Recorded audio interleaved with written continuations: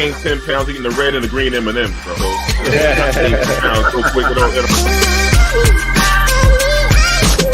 On top of it up today, how you brothers been for the week, man? Oh, we've been good, man. Been good. Good. Yeah. We can't ignore the ratings. I mean, this light skin thing is working for me and Derik. I heard it's more market. Where do we start?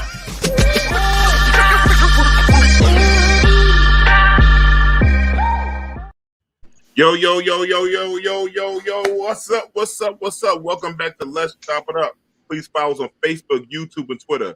Like and subscribe, ring the bell, and tell a friend to tell a friend. And make a comment. The good, the bad, and the ugly, we always get back to you. Welcome back. I've seen family in 2 weeks. How's everybody doing, man? What's up with y'all? What's up? We're back. Gotta take a little break. When black people break, we break. We break. So, we are back, man. So, Rod, what's up, man? What's good with you, man? Talk to me, man. Tell people what's going on for the last few weeks. Nah, everything's good. I'm just glad to be back, man. I miss the audience. I miss you guys. You know, my wife was telling me, she says, you act funny when you don't do the show. I said, because I miss the show. You know, I love these guys. I love doing what we do, you know. But everything's good. We had a great Thanksgiving. You know what I'm saying? I went to my brother-in-law's for Thanksgiving. They had tons of food, great event. They played some cards, you know what I'm saying? Me and my wife went to Earth, Wind & Fire concert. Totally dope. Nice. Totally dope. They opened up a new Hard Rock hotel in Atlantic City. They remodeled the old Taj Mahal. Okay. And they got a concert arena inside. It's definitely dope. So if there's ever some shows there, I'm probably going to see Alicia Keys there too as well. Is Mint Condition gonna be there next? They're saying that. I didn't see them. I knew you was gonna go to Mint Condition. I can't help you, brother. Kelvin, I didn't see them on the calendar. I'm waiting to see if they're gonna pop up, and then I'm gonna call Derik and Norette. Let them know. Only the classic people showing up. Yeah. But I'm gonna tell you, at the Earth, Wind & Fire concert, there was pimps there. Well, I did see some pimps there with glass canes, but nobody had any fish tank shoes. But I did. Motherfucker said glass canes and shit. Yeah, it's hard to get the fish shoes today. I'm not making up. There was a guy there with a glass cane. The cane was clear. He had on pink and white, and he definitely was a pimp. He was he was a very old pimp, but he was a pimp. Oh, man, hilarious. What's up, D? What's going on, Damien? What's going on, man? Talk to that brother in a minute. What's up, Damien? Melvin, what's up, brother? Good. Thank you. Yeah, but me and my wife had a romantic dinner. I try to keep the kids and my wife grounded. So I want you guys to try to guess where this romantic dinner was at. Jersey. Let me see. It wasn't in Jersey. This was prior to the concert. It was in Long Island. You're not going to probably guess. Anyhow, we went to White Castle. Yes, son. Baby. We went to White Castle. No, Rod. I haven't been to White Castle in years. I stopped eating fast food, but I wanted to take it back. Me and my wife went in there. We sat down at a booth.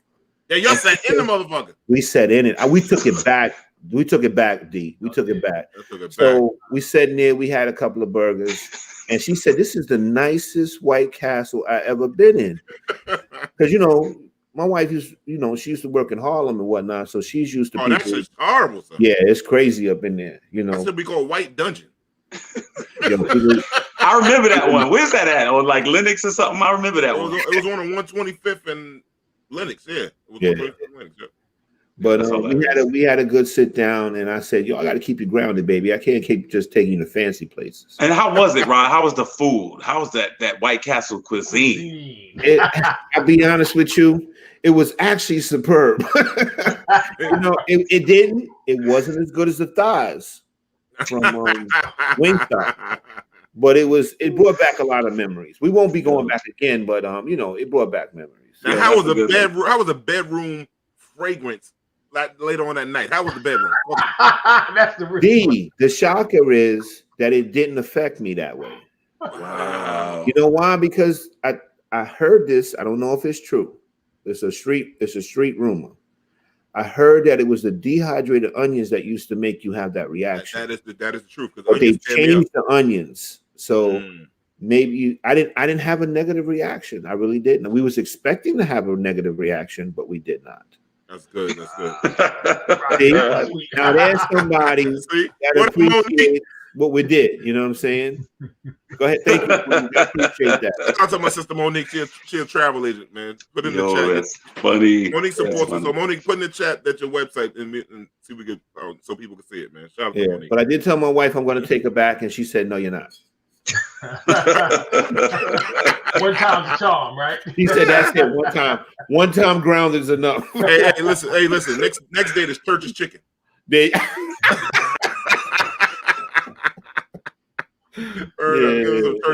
All that batter. Yeah. Well, how's things with you, Derik? How's everything?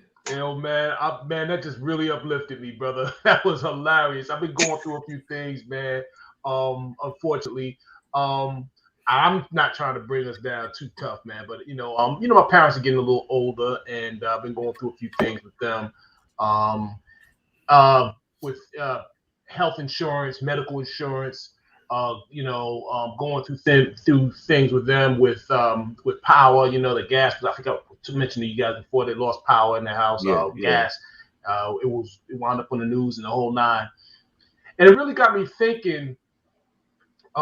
Just through all the hoops we had to go through, we talk about racism a lot in this world, and how it hinders us. But there's an ageism thing that's happening, and we don't really pay too much. We should pay more attention to that, because no matter what you are, if you're white, black, whatever, Chinese, Martian, whatever, in the best case scenario, if all things go according to plan, you're going to get old, and you're going to age. And there's a whole heap of obstacles that are just sitting there waiting on you just to jump you. You know what I mean? So, just things from, how an insurance company can, just how they communicate with the house. How can they mail something, like they just send some snail mail? No one checks. I mean, who checks their mail? Like, really, who really checks mail? Like, everything's more online right now, But, just, they can send you a letter or something. They can do any little thing to kind of, find a way to just kick you off of insurance or something like that. So you wind up losing your insurance. And if you're older and you don't have a younger person in your life, you know what I mean, to kind of help you navigate some of that stuff, they really, can really mess you up, So luckily my folks, my mother specifically, she had me and she had my siblings. So, she just, she was covered, you know what I mean? But even with all of us working in concert, essentially for, like, I would say, really, it's been going on for about a month now. We just were able to get her situated, you know what I mean? And you're talking about someone who's older, she's 80 years old, she's got medication, they need to be purchased and everything. So I don't want to get too deep into it all, but I'm really starting to look at championing and bringing maybe some awareness to ageism. That's kind of what came out of the thing for me. How the system, like systematic, it's literally, you can see it. We talk about systematic racism. I definitely look right at systemic ageism. Right. So it's a thing. Yeah, she says, I'm finding the elderly went from hiding illness to now hiding about life insurance. Okay. Yes. I mean, and these are things that I have to kind of, we all have parents, and I've become, the not necessarily the complete caregiver, but it's moving in that direction, and I can definitely see the writing on the wall. So yeah, I mean, I'm wondering I think right now we have to, at the age we are right now, we kind of have to start setting ourselves up for that kind of thing, for that kind of fight for later, So I'm trying to do my part to make it easier on other people. But anyway, that's it, man. But the highlight of my week is always coming here with you brothers. You know what I mean? It's always uplifts my spirits. I'm glad to see everybody here in great health. And I can't wait to hear what everybody's doing and what we've been up to, and share some other experiences and some ideas. So love y'all, brothers, and thank you everybody for being here with us. All right, we love you, man. What's going on with you, man? Thanks. Yeah. I'm gonna leave y'all alone. I'm getting out of this though, man. I don't want to bring us to that too much. Kelvin, what's up with you, brother? Well, I'm taking us down too, brother. I'm taking us down too. I'm gonna just say this, man. First of all, it's good to be back with the crew. I missed the show, I missed the show, and we got the best audience ever. Really appreciative of all the people that support the show. But I have to tell you something. December has started off really, really tough, man. I have a lot of people that have lost loved ones, and they used to always say this is the happiest time of the year. It's tough. It's tough for a lot of people. A lot of people are depressed. A lot of people are despondent, and you lose relatives and things like that around the holidays. So it's really, really tough. And I want to say this to people in general, our audience, or anybody that can hear it. Don't feel pressured to go crazy with buying everything and all this stuff. I mean, it's really, for some reason this year, I've just been really, really conscious of Thanksgiving couldn't end fast enough for retailers to get out there, man. I'm talking about, and I mean the music in Walgreens and stuff, and Rudolph the Red-Nosed Reindeer and everything. I mean, it's too blatant. It's too, overt. It's just like, just hitting you in the head. And I'm telling you, I raised my nieces and nephew. I don't feel compelled. If you don't have like little kids that gotta get the latest thing, I don't really even care. I mean, let's take it back to the old school where everybody make each other some gifts. You know what I'm saying? That's what I'm talking about. But yeah, it's great. Right. It's just crazy out there, man. The way just everything is just so exploited today. And I've had so many people lose people that's important to them.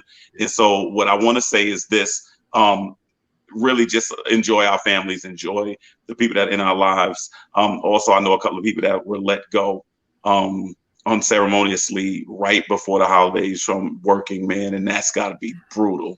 That's tough as well. So let's just be really, really upbeat and prayerful for people, and really think about the most important things in life. You know what I mean?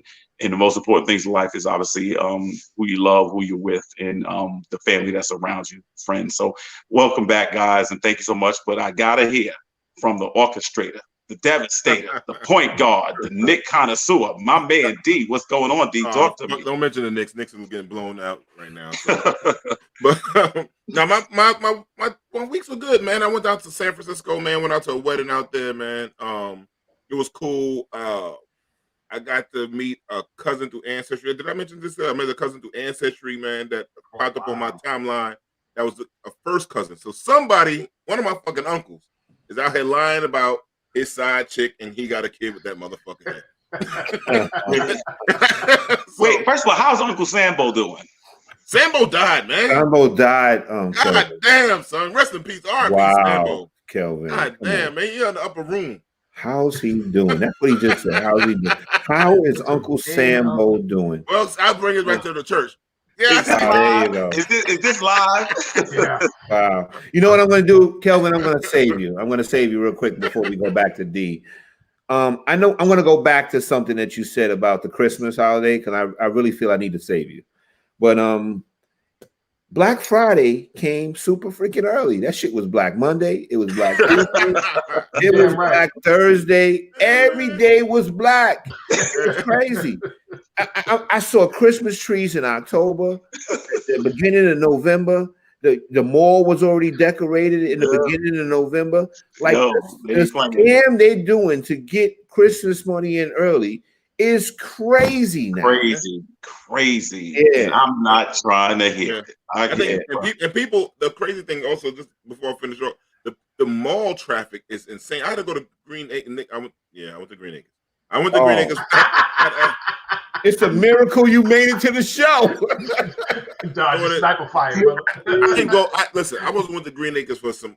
I wound up going there for some goddamn gum. I'm not gonna mention the person's name that made me go there for some goddamn Five Below gum, and I wound up in a whole bunch of traffic. Not gonna mention the name. Wow. But y'all know. But anyhow, the traffic amount is insane. I think people from 2020 is going to be outside and feel normal, do the whole shopping thing again. And a lot of stuff you can't find online. So some of these retail stores have it, and people in line like crazy for this stuff. I'm like, it's insane. But save your goddamn money. Get rid of the damn lights. I mean, motherfuckers be broke in January from all this shopping, credit cards out of control, light bill out of control, and they gonna take their taxes. What is that? She says, "Hey, brothers." Apologize. Bonnet, San Francisco had me out there, man. Yeah, man. So man, we're gonna call a background bonnet. Yeah, so man, I met my cousin, man, and we kicking it, man. And then I'm looking, I'm like, yo, you look, and here goes some family secrets gonna have to come out. Because I think my father's god brother was really my father's brother that my grandfather on my father's side had a whole bunch of ladies he had friends, little extra friends. And I'm like, this dude was my first cousin, and he lived in Harlem. And my godfather lived up the block over there on 142nd in Rockaway. So it's like, I think this, and he had kids. I think this is, and it's one of his sons is the kid in Blackstreet, and I think this kid looked like the kid in Blackstreet. What's that? She said, you like to take your hands, your left in your hands going to Green Acres. Yeah. You know what I'm saying? You out there dodging sniper fire, man. Yeah, like, and I got a bad knee. I can't run. Yo. The worst Red Lobsters on the East Coast, right there, though, brother. Let me tell you. Yo, Absolute worst Red Lobsters in the entire East Coast is right there. Derek, you nailed it right there. The thing is, they got tables packed in there where you sitting at a table, other people sitting at the table, and the tables are touching. It's crazy. They just jam everybody in that Red Lobster. You can pick something off somebody's plate next to you that you don't even know. That's how close it is. Oh man, yo, that's the only Red Lobster I know that sells seahorses. Yo, I think they got grits and shrimp in there too. Get the fuck out of here. I think they do. I think that shit got cream of wheat and grit. Oh man, I know the man. I know the manager there. She just over that spot. Oh my god, man! That's I'm not gonna mention her name, right. That's the worst Red Lobster I ever been in. It's just horrible. It's getting better. My friend took over now. It's getting better. My friend. Okay, good luck. I'll believe it when I see it. See, you know what it is. Everybody from Brooklyn goes to Green Acres. Yeah. Everybody from Valley Stream goes to Roosevelt Field. Roosevelt Field, correct. And then me, I'm going to Walt Whitman now. Yeah. He's gonna drive the extra 40 minutes. Yo, I will. I go where the 5 and the 85 don't go, brother. I tell people that all the time. That's it. I ain't mad at you on that shit. Cause that 5 going to East New York, right? I ain't mad at you on that one, man. Oh man. But nah, my time was good, man. Thanksgiving, I went down to Maryland, see my family, man. And my family's so southern. We shipped up some chopped barbecue from North Carolina, bro. Oh man, they are country as a motherfucker, but they country with money now. So it was cool. We had a good time, man. We had a good time, man. So, but yeah, man, I got to meet my cousin, good dude, and I can't wait to see where else was this family tree thing goes, man. But it's gonna be some secrets gonna have to come out, bro. Yeah. Every family's got some secrets. Oh yeah, everybody.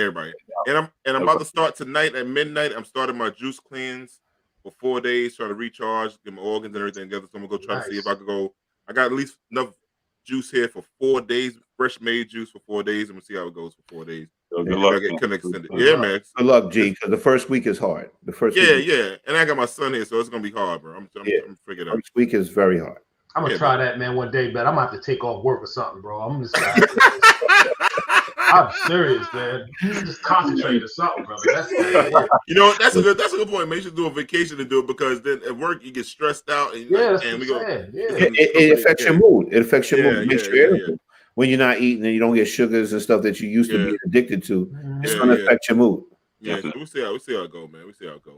Man. But Kelvin, man, what's up, man? Anything foolish since the time we saw you? All right. I ain't talked to you in a minute, bro. I'm gonna tell you this. This is my holiday.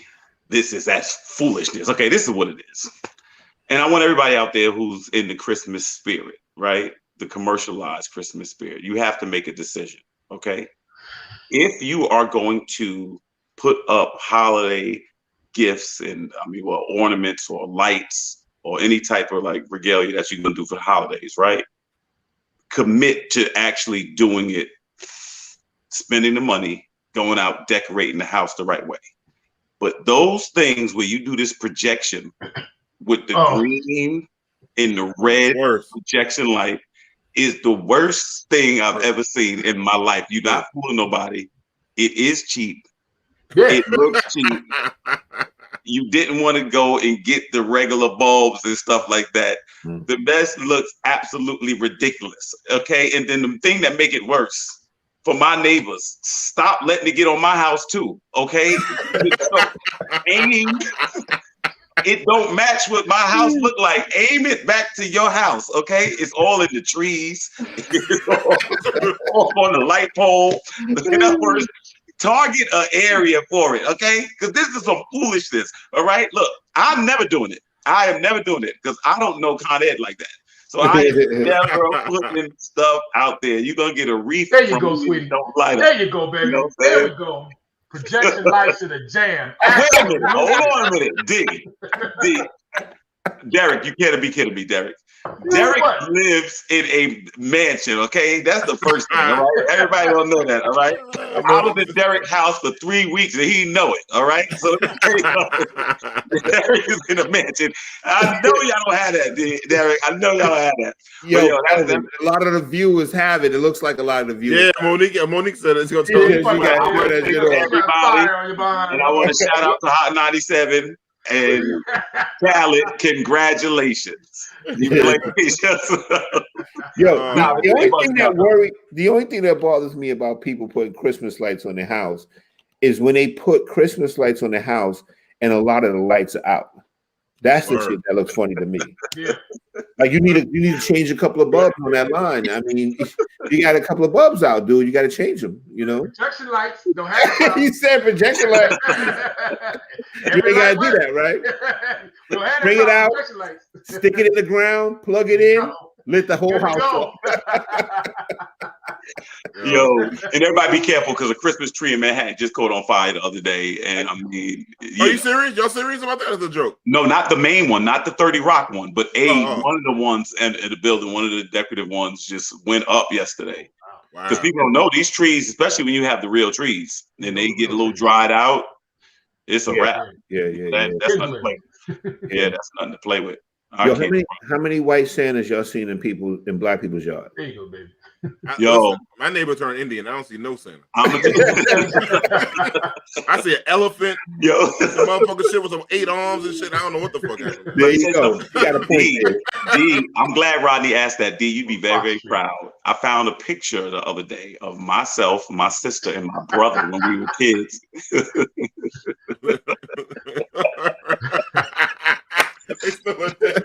That's what I should have done. I should have had a projection Red Bull machine in the yard. No, they still would have stolen it. They still would have stolen it. Yeah. Would have stolen the image. Yo, you know what's crazy, D? So I found a picture of myself, my sister, and my brother when we was little, but I only had a picture with the black Santa Claus.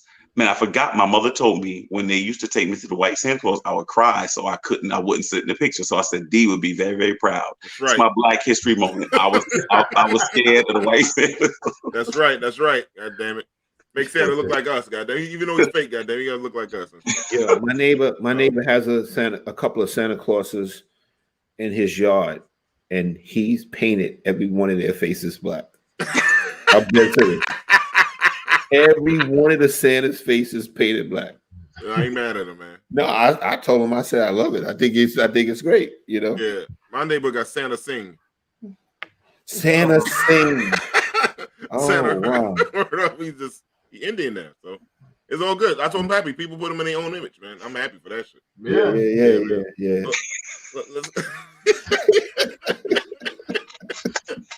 At least I ain't say Santa Punjabi. Yeah. Santa Sing, you know what I'm saying? It's coming. Here comes the scroll. Mm-hmm. Oh, no. Yeah, we can't go to the scroll. Before we get, he was about to move on to it. I'm moving on. We do. We have black nutcrackers and angels in the crib. I'm saying, man. There you go.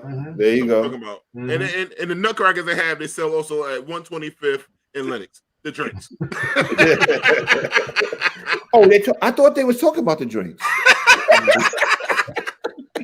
Oh, shit. Let me go. We behind schedule like a motherfucker right now. We about to get on that. We out of practice. That's what. I know we out of practice. Man. I was even looking at the clock, man. My bad, y'all. My bad on that one. All right. Oh man, that's right. Since we didn't see each other, man, it was a versus that went down between Bone Thugs and Harmony, 3-6 Mafia. Oh man. I had no dog in this fight. I had no cares of this fight. I mean, this versus. But I heard some real native stuff jumped off. They had a fight. Busy Bone got into it with what's the guy name? I don't even know their names, bro. To be honest with you, man. With one of the guys from 3-6 Mafia. It wasn't Crunchy Black. It was the other dude. Crunchy Black. Remember Crunchy Black? No, I tell you one thing. If we go back to that picture, they had caution tape up there. What the fuck was that? Yep. First of all, you know what's surprising? That groups named Bone Thugs and Harmony in 3-6 Mafia can't have a peaceful showing. That's the thing that throws you off right there. That's surprising in itself. And then the other thing is you have to ask yourself really just what took so long. It's called versus. Some people take that serious, but I'll just say this. If you are north of 50 years old, just look at yourself in the mirror. Okay. If you still getting prompted to fight, just ask yourself why. You know what I'm saying? You didn't get it out of your system in those teen years. 40 years old, 35. Hell yeah. They're not, I don't think they're 50 yet. I don't think they're 50. Yeah, I think they're younger than us. I think they're younger. Yeah, they are younger than us. Yeah, younger than us. Okay, if you south of 50. Maybe you got a point there, Kelvin. Maybe they got caught up in the name and they thought it was supposed to be a fight. Right, that's what I'm saying. Versus, And I feel bad because their music doesn't resonate with me, and that's why people can't stand New Yorkers because we just, I think it might be they're too young for the verses, brother. I can't think. What was the youngest verses that's happened, like in terms of artists or whatever? No, they ain't too young. They had T.I. They had T.I. No, not T.I. They had Nelly and Ludacris go, and they had a few. They had a lot of. They had DMX and Snoop go, but they're in their 50s. They're older though. They're older. Yeah. But they're in their 50s. They're like our age. I guess my point being, like, they had Brandy and Maya. They had Brandy and Maya. They had some young ones. Okay. They just had Bow Wow and what's the other motherfucker? They had Gucci Man and Young Jeezy. Yeah. So they're younger than us. Yeah. I think this was it was like a regional, not regional, but it's like the Midwest versus the South kind of thing. But it was 3 6 came in peace and took it a joke. I think Busy Bone kind of went off and thought it was some real crazy shit. He lit off on his meds. And he went off a little crazy. He apologized and stuff like that. Yeah, he did apologize. He said they came back and he brought it back together. But you look at Bone Thugs, they sold over 10 million copies, and 3 6 Mafia sold more than them. So 3 6 Mafia, I can resonate with their music a little bit more, a little turned up stuff. I just never was a Bone Thugs and Harmony. Never like Bone Thugs and Harmony. Only thing I like when they came on with Biggie, I only like Biggie verse, and after that I turned it off. Yeah. And I like the Miss My Uncle Charles part. But I just think on the serious side, I mean, this does so much to restart your catalog and introduce you to fans that may not have known, especially younger people. Yeah, it's become the biggest showcase in music, especially in that culture. So I mean, you don't want to take a night like that and have anything else. The only headline should be displaying and celebrating the music, not this, because the only thing that got really clicks was the fight for people that wasn't interested. You know what I'm saying? And I don't think that was a good look, but I'm glad they resolved it. I'm glad they got through it and stuff like that. But not every versus is going to draw us. Like some things just don't hold your interest. Something, I don't want to see it just because it's a versus. There's something that usually resonates with the performers with me. And this one really did. Yeah. Yeah. It definitely was a Black Alpha versus. Let's put it like that. Yeah. It was, I'm sure. Yeah. I'm sure. That's why Swiss Beats was tight. I would imagine he would be. I would be angry too. And Bone Thugs, the one guy tried to demand a certain amount of money. He said, "Bro, y'all ain't been on tour in 23 years." Yeah. Like, I'm about to put some paper in your pocket. Oh, I see what's going on right now. Y'all been waiting for it since we've been here in 2 weeks. We are never gonna get anywhere as a people. Y'all, I resisted as long as I can. I made it 29 minutes, but y'all, We're just saying that. Those that begin anywhere as a people. Juicy. What's his name? Juicy or Jesse? Jesse. Don't do that. It's actually Jussie. Takes the stand. That's all sexual relations with. I don't know the African brother name. How you play it? Dario brothers. I don't know how to pronounce it. Yeah, the African brothers, them motherfuckers over there saying they slept with one of them dudes. He's trying to snitch like 6 9 Wait, hold on a second. I ain't hear you right. What did you say a second ago? What, African dude? What? Yeah, what about them? He said he slept with one of them. He slept with the biggest one, the tallest one. Yeah. Yo, Sam, get with him. Sam, I swear to God, look it up. He's not lying. He had a relationship with one of the. He had it. No, it said he had an encounter. With an entanglement. Alleged. I want to say alleged before somebody comes. Okay, do me a favor. One of the alleged attackers that he's allegedly staged this attack with, he had an encounter with one of them in a bathhouse. I ain't know this bad. Do me a favor. Give me the scroll for what I'm thinking. No, we can't do that. Can't do that. Don't do that. Don't do that, Jamie. Don't do that. And also, I know what he's thinking. I know. And also, Juicy is trying to throw Don Lemon under the bus. Jussie. Smollett, Mr. Smollett, try to throw Don Lemon under the bus. Mr. Smollett. Yeah. I can't. What he say about Don Lemon? He said Don Lemon texted him about, yo, this looking kind of shady. Cops coming after you, make me checking and investigating you or some shit like that. Yo, he telling him. Oh, he better watch it. He better ask Chris Cuomo. I think the only thing Don Lemon has on the side, he had the letter people on his side. Yeah. Different ball game when you have the letter people support. The thing is, Don Lemon tried to help him out, and I think they pulled up the text message that Don Lemon had sent him. But Don Lemon is about to get some smoke himself right now. He's got some allegations coming up soon too. What'd he do? I don't want to say because it's allegedly. Oh man! I just want to take a moment. And that bathhouse stuff, is it? No, I listen. Oh, okay. D, I know you're going to try to pull it out of me. It's not going to work.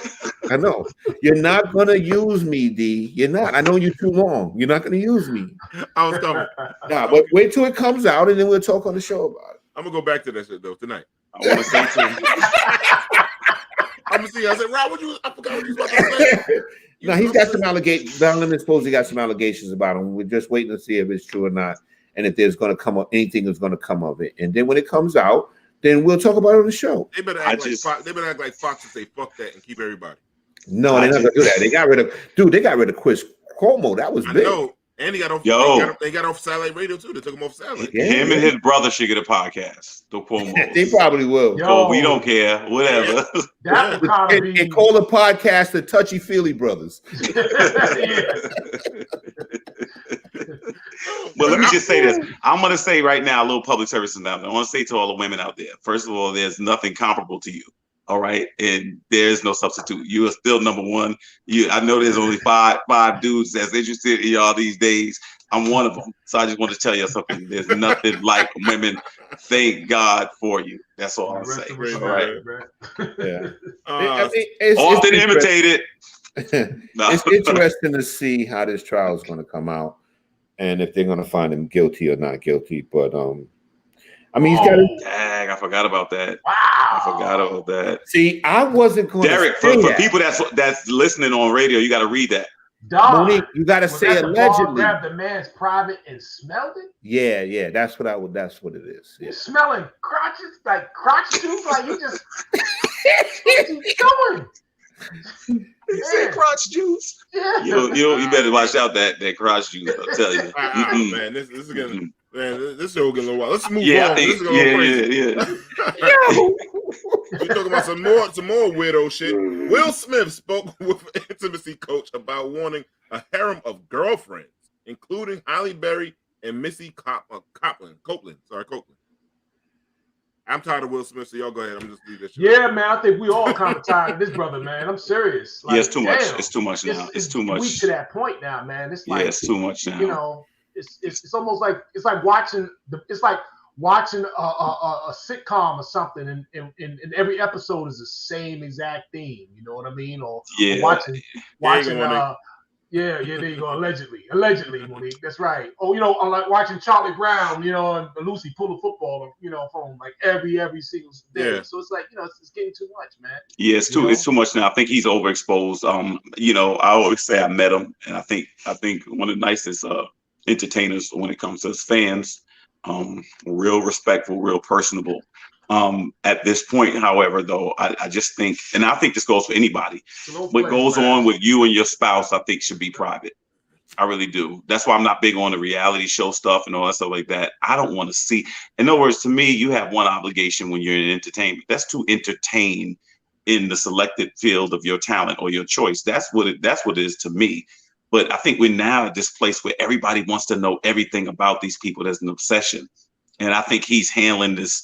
I know he's promoting his book, but yeah, I just think it's too much, man. I don't want to know about it. I really don't want to know about all the, because it sounds ridiculous. And I think he's been making himself look worse. He looks weak, man.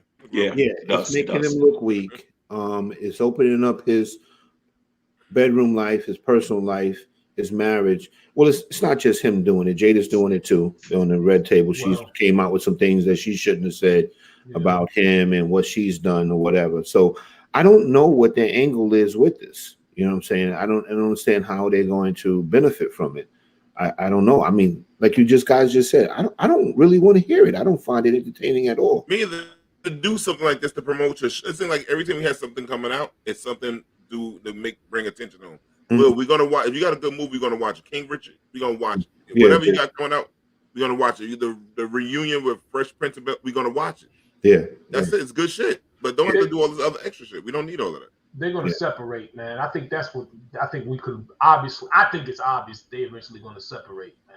You know. Well, if they're gonna do that, hurry up and get it over with. I mean, you know. Right. I mean, I don't want to hear all the other stuff. Just but I think the money's in dragging it out, though. You know what I mean? You know how we are now. You know, it's almost like social media and all of that is it's almost the economy is oversharing now. You know. And you know what? I gotta say this, and I'm thankful for this. When I was a kid or just growing up, I never remember my parents like embarrassing me. Like I don't ever remember just being ashamed of my parents. Like, you know what I'm saying? I mean, they were human. They had flaws like everybody else, but I never, we were fortunate that your parents weren't like, to me, if I was their kids, man, to hear all this stuff that your mother allegedly slept with one of your friends and all that's just not a good look, brother. It's just not, it's too much. Yeah. Kelvin, you got a great point there. Like I remember growing up and I remember my grandmother saying, don't y'all embarrass me. And the thing is, my grandmother always say, we keep our business in here. Right. Don't put your business in the street. Don't put your business in the street because people will exploit that and they will talk about you. So the thing is, we grew up in different areas where you didn't talk about your family business and what happened in the house stayed in the house. So now it's currency, though. You know what I mean? Now it's currency. Right. It's content to them. Yeah. It's like, you know what I'm saying? And I think it's too much. So Will, if you're listening, please do everybody a favor. Just to go on vacation or something like that. Take a minute. Yeah. All right, brothers and sisters. Problem with an open marriage. We got to go to our first commercial break for tonight. We'll be back in 2 and 2, like Chuck. What was it? Hillary, whatever. Willery. Yeah, that Willery. That's it. Commercial break. Thanks, Sammy Jamie.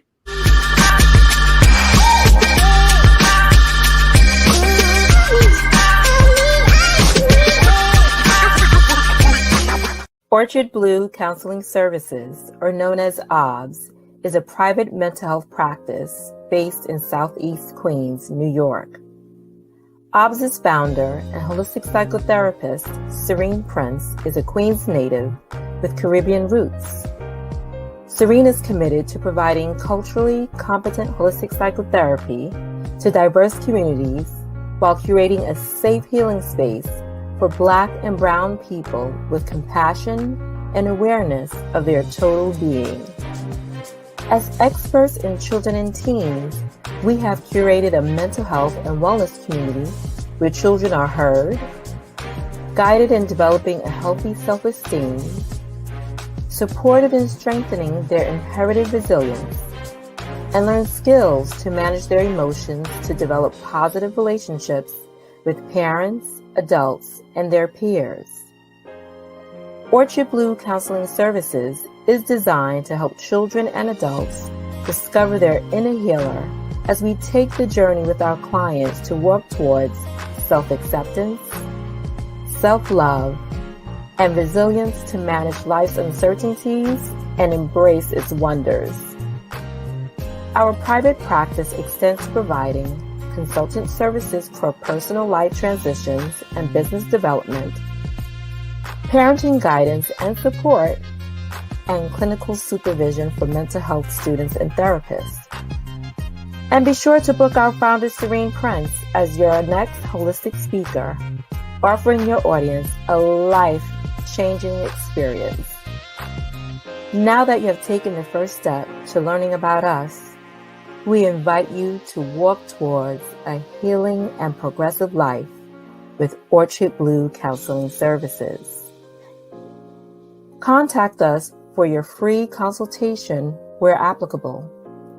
Email or call us at info@orchardbluecounseling.com or area code 516-200-1174. You can also connect with us at our website and social media pages, orchardbluecounseling.com, or on Instagram at orchardblue_counseling SBCS, or Facebook at Orchard Blue Counseling.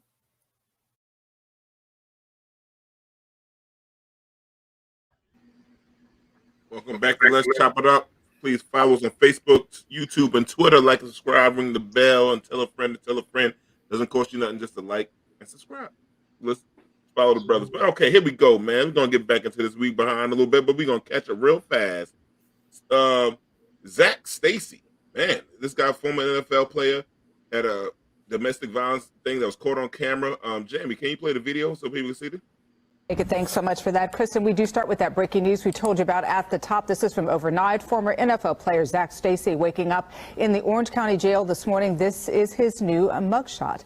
Fox 35 is working to learn the details of his arrest. We do know that he's accused of attacking his ex-girlfriend in her home just west of Orlando. Yeah, the video of the attack is making national headlines, and when you see it, you understand why. We do want to warn you, it's violent and disturbing to watch. Fox 35's Amanda McKenzie is live. She's outside the county jail. Amanda, I know we spoke exclusively with the victim, and she says she wanted to release that video and had good reason to do it. That's right. So Kristen Evans tells us that she wants this surveillance video to be put out there to the public so that she can help other women in similar situations. She says she is living in fear. Now take a look at this video. It is hard to watch. It's a brutal attack that Kristen Evans tells us made her realize enough was enough.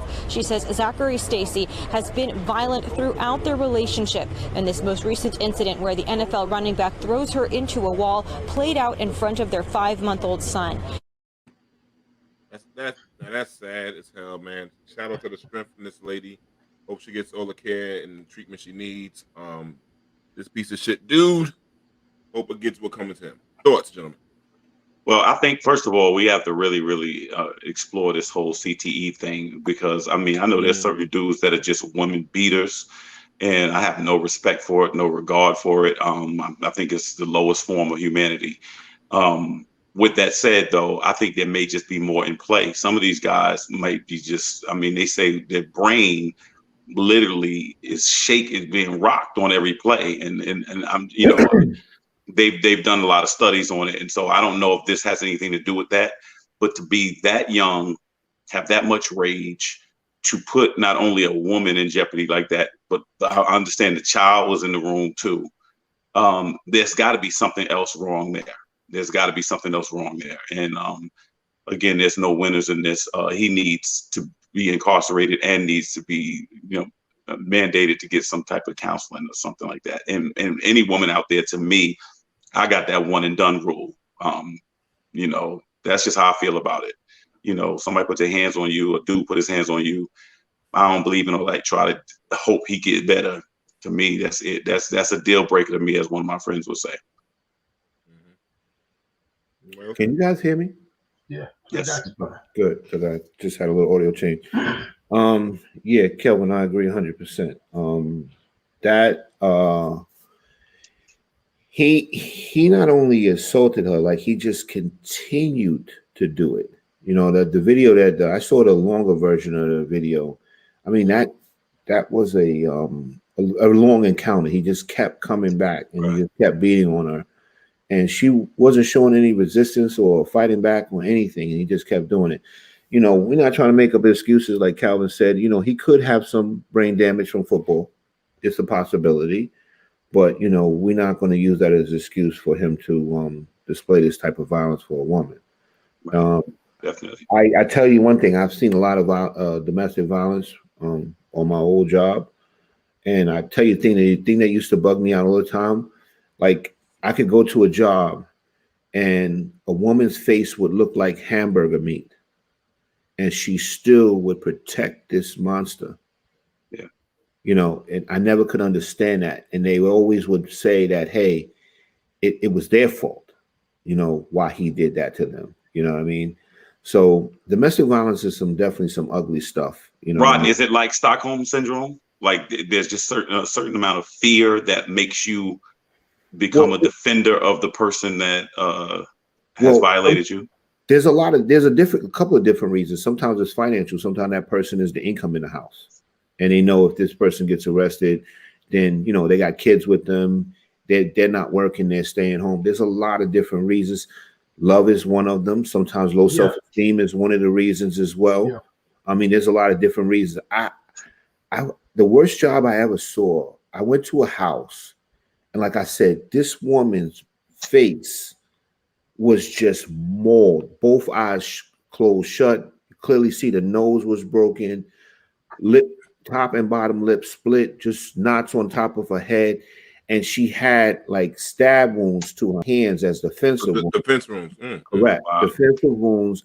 And you know what was so funny? When we got there, she never called the police. One of the tenants in the house heard all the fighting in there, and they called. And when we got there, she said he had left.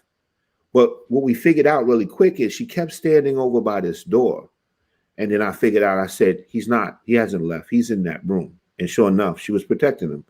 Wow. I mean, you couldn't recognize this woman normal face the way she was beaten, but she still protected him in that room. Guarded that door like it was, making sure that when we were looking around, but he was in there, sure enough. Wow. And that's the funny thing about love, man. It's like, you ask 10 people the definition of love, you probably get 10 different answers. You know what I mean? And and there are people out there who, that's how they love, and as demented as it may seem, as sick as it probably is, and definitely as unhealthy as it can be, it takes that form, and that's what it means to them. So I mean, it's insane to me. I'm looking at the situation with Stacey though, and I'm also looking at, and dare I say, the racial implication. You have a black man, adding fuel to the fire, beating up his lily white woman, and never mind that that's his wife, his girlfriend or his child's mother, and never mind that they have their own relationship, but just the optics of it, Lord knows what that's going to mean, to certain segments of society, So I'm kind of looking at it from that angle too. Maybe maybe it doesn't matter in the large scheme of things, but maybe it does, So and I don't know, and maybe that even played a part in it. And I don't know what their relationship was, with the rest of society. What compromises they both have made, or just to be in that relationship, and and maybe they felt pain behind that. So I don't know. So well, you know what, Derik? I just think it's so irrational that your mind is looking for a why, and it's just not one there. To me, I was taught as a kid, I don't care if the woman cheated on you. I don't care if she stole money, whatever. Then you break out. That's it. You walk away.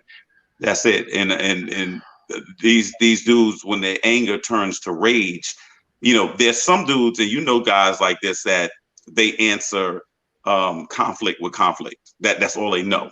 They don't know how to de-escalate anything. So it doesn't matter when they see red. It doesn't matter if it's a woman, a child, or whatever. There was a story years ago where a guy got in an argument with the mother of his child and threw the baby out the moving car window.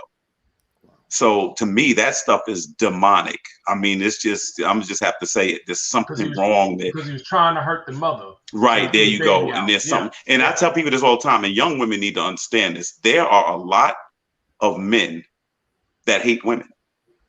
Oh, they don't hate sex. They don't hate whatever. They hate women. And people need to recognize that. I mean, that's major. And that I've never seen it get better.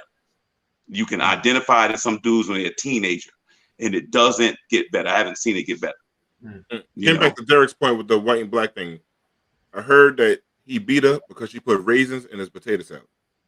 There we go. Let's focus. No. Suspension. In the mood. Suspension. Scroll. No. Rodney left me. Rod, you say you want me my man to find grand, man. Come on, man. I like the move for one. If the scroll don't come right now, then the scroll is never. The scroll. Raisins. It's alleged. It's alleged. You wrong. You wrong, dude.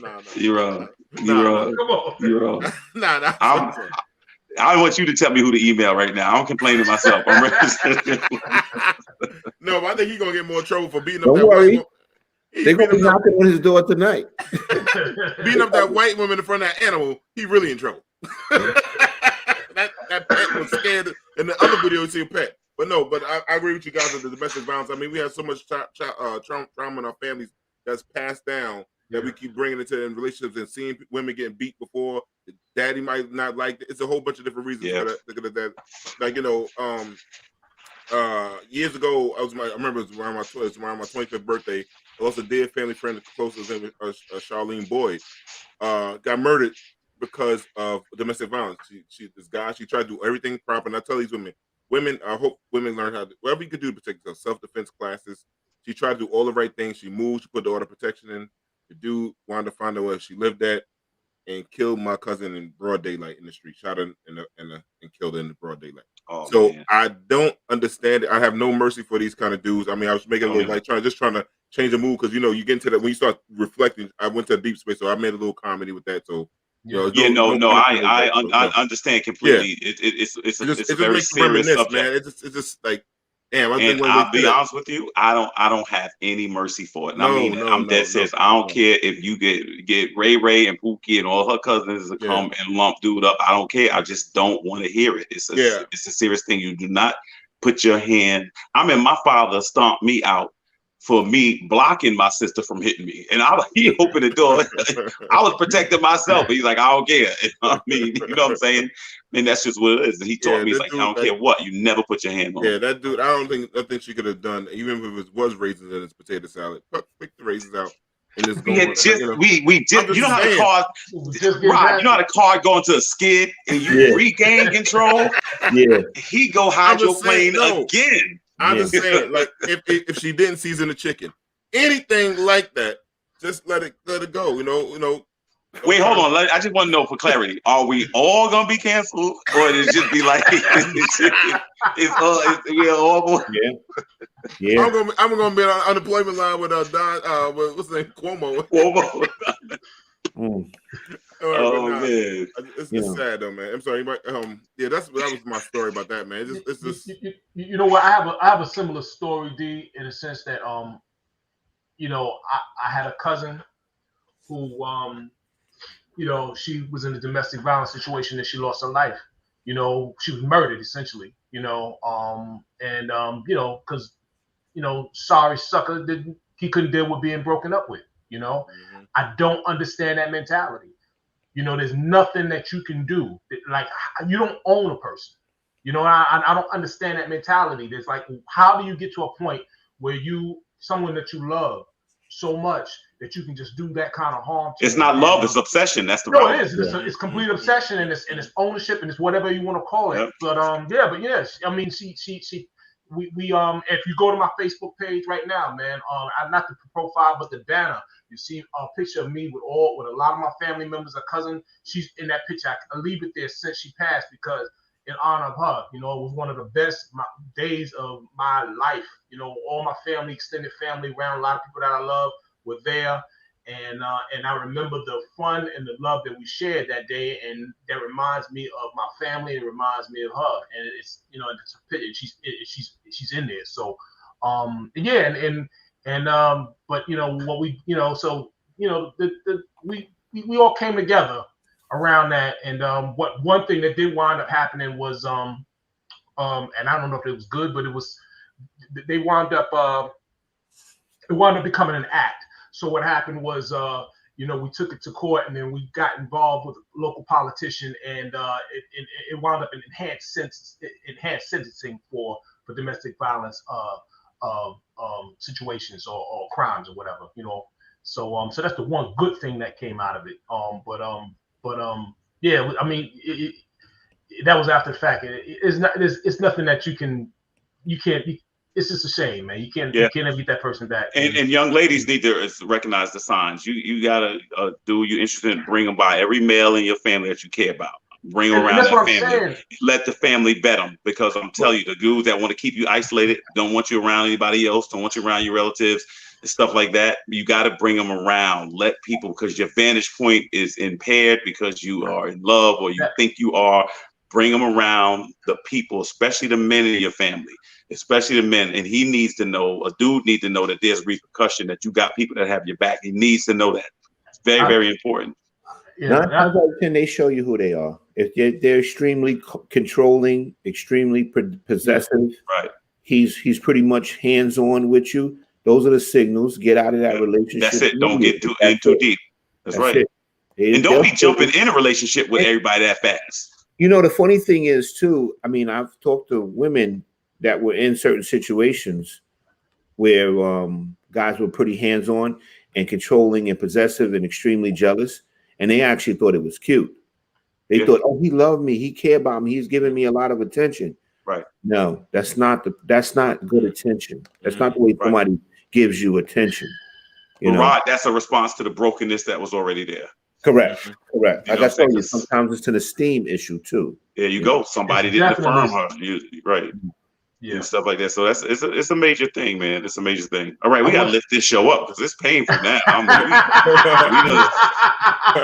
We done came back and made me depressed. I know. So Jamie, take us to a commercial, man. Our second commercial tonight. We'll come back and we're gonna get this thing pumped up a little bit after a minute.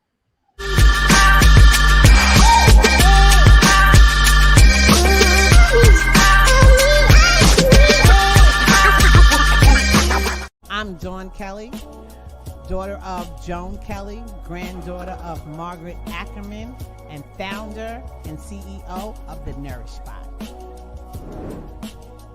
I'm a native New Yorker, born in Harlem and raised in Queens. The community connects to the Nourish Spot through a number of ways, one of which is through my family's 60 years of long-standing roots in this community. My grandfather purchased the first home in our family here in Jamaica.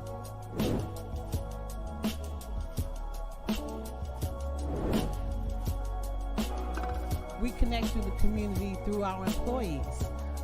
We have a number of young black and brown men and women that mask up and glove up to come to work every day so that we can assemble customized fruits and vegetables into what customers want. And so I'm really happy that we have such a great team, and I thank them every day for their dedication and fortitude.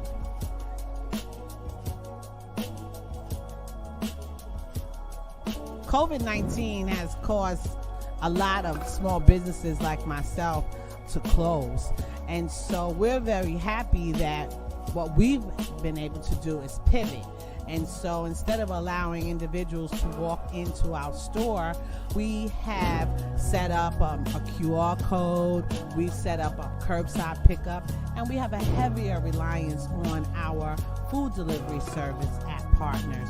So in my opinion, resilience means, taking challenges by the horn, if you will, and kind of wrangling them and navigating them in order to continue, in our case, serving the community.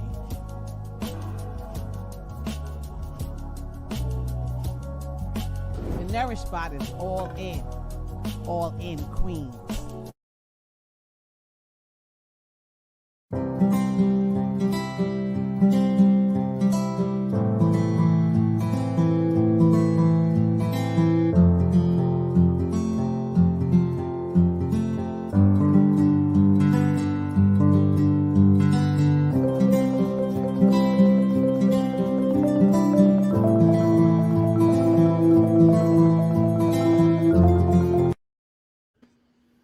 Yo, these are not commercials. These are short films, but I love them.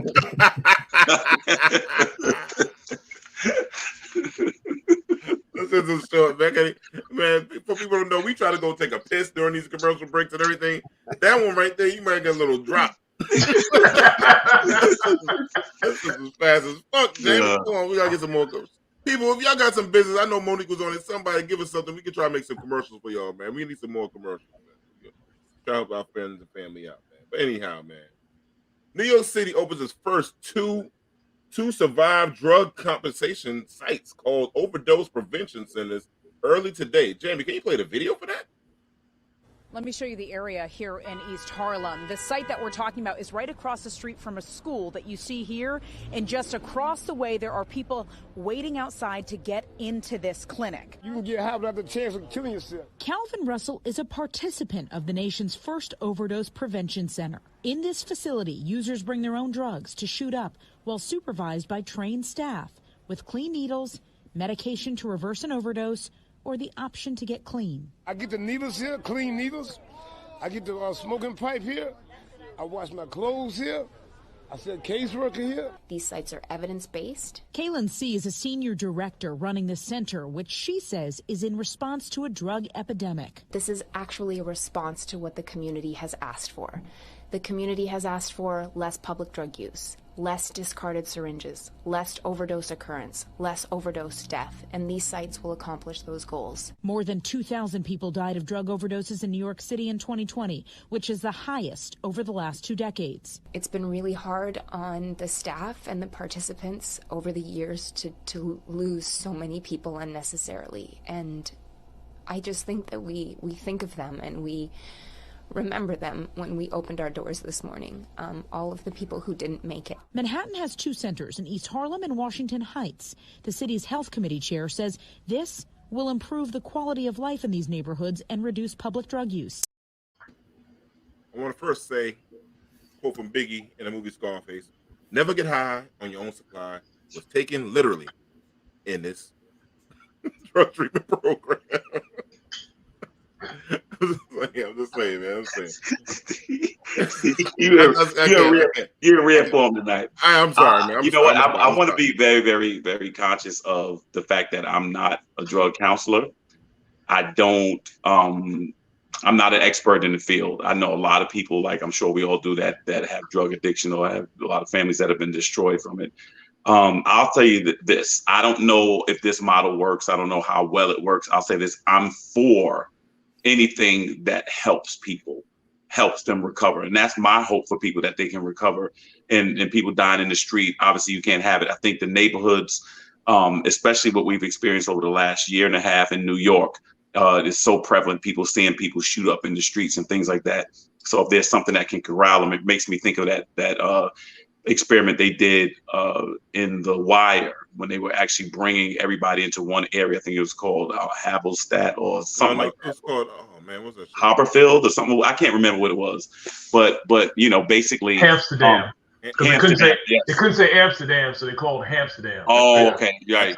Thank you, Derek. I just think, you know, and I actually understand what they're doing, because when you talk to people that have been addicted, they're saying if people are going to do that anyway, give them a place that is safe to do it, where they're not spreading disease and things like that. So I understand it. I don't know enough about it to endorse it, but I just hope people have an opportunity. I think I do think it's good if you can get people into a medical facility, because I think once you get into a medical facility, maybe there could be some chance, like they said, there is an option of recovery. So hopefully that's the things. But I'm not enough of an expert on the subject of drugs or drug addiction to say whether it's a pro or a con.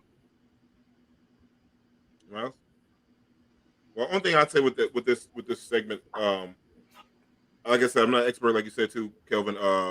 I don't like the location. I'm about if the community asks for this thing, I'm cool. I think it should have been if it's going to be someplace, if that community has an area like a commercial space, you know, warehouse, but nothing with children at to see this thing.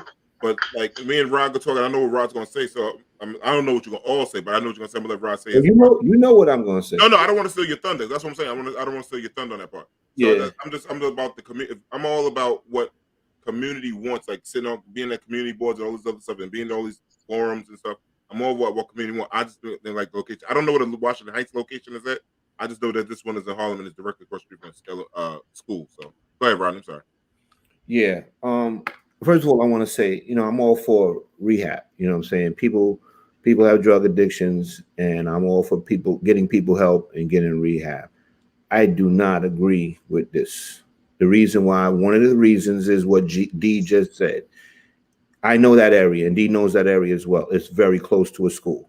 Mm-hmm. All right. So the thing is, you got basically kids going in school and coming out of school, and they're seeing this every day. So to me, I think they're normalizing it when children see it and make it, they have a place and a safe haven for people to do drugs. So it kind of sends a message to children that it's okay to be on drugs.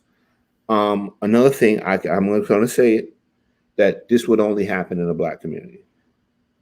In the white community, what they would do is they won't feed the problem. They'll stop the source. So the thing is, you never saw nothing in that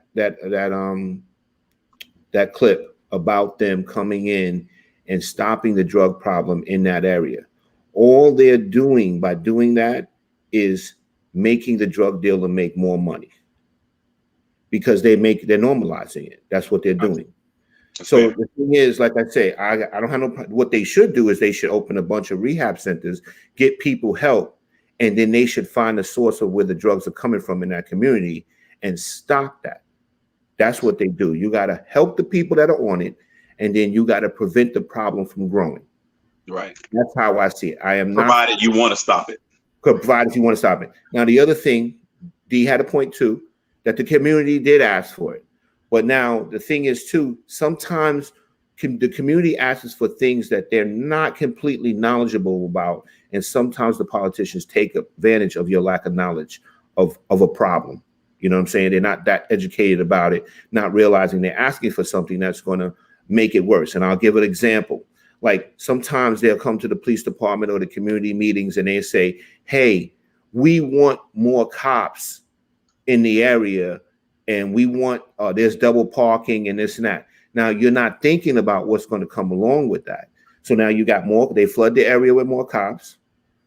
People get stopped, searched, harassed. People get more summonses in that community. And what are the cops going to say? The community asked for it. So they got what they asked for. So you got to kind of look at the game that's being played here. And that's basically what I want to say about that. Right. You know, I was going to ask you though, but like you mentioned more rehab centers and cutting it off the source. But haven't they already been trying to do that? You know, isn't that more of the same? You know, because it seems like you know, what they're trying is something, you know, completely different, something out of the box, and it maybe in theory it may say, and as you said, maybe in theory it sounds good, and I think it sounds great in theory, but it doesn't seem like just listening to what you say, it doesn't seem like you're necessarily against it. You just kind of in theory you're against the location more than anything. You know? I'm against what they're doing. I don't open up okay. You saw in that clip, they even had it set up like a crack spot. They're serving them out the window. See, I didn't know that. I didn't realize that. I thought you had to be in the facility. No, they were out there. You saw the guy that was talking to them. Oh, wait a minute. They were outside. See, I didn't know that. I thought you had to.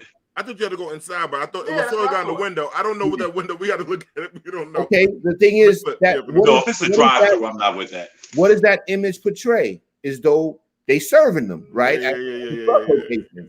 So the thing is, the whole setup is bad, and then you got a white lady there that seems like she's trying to save them, right? Yeah, the great white hope, right?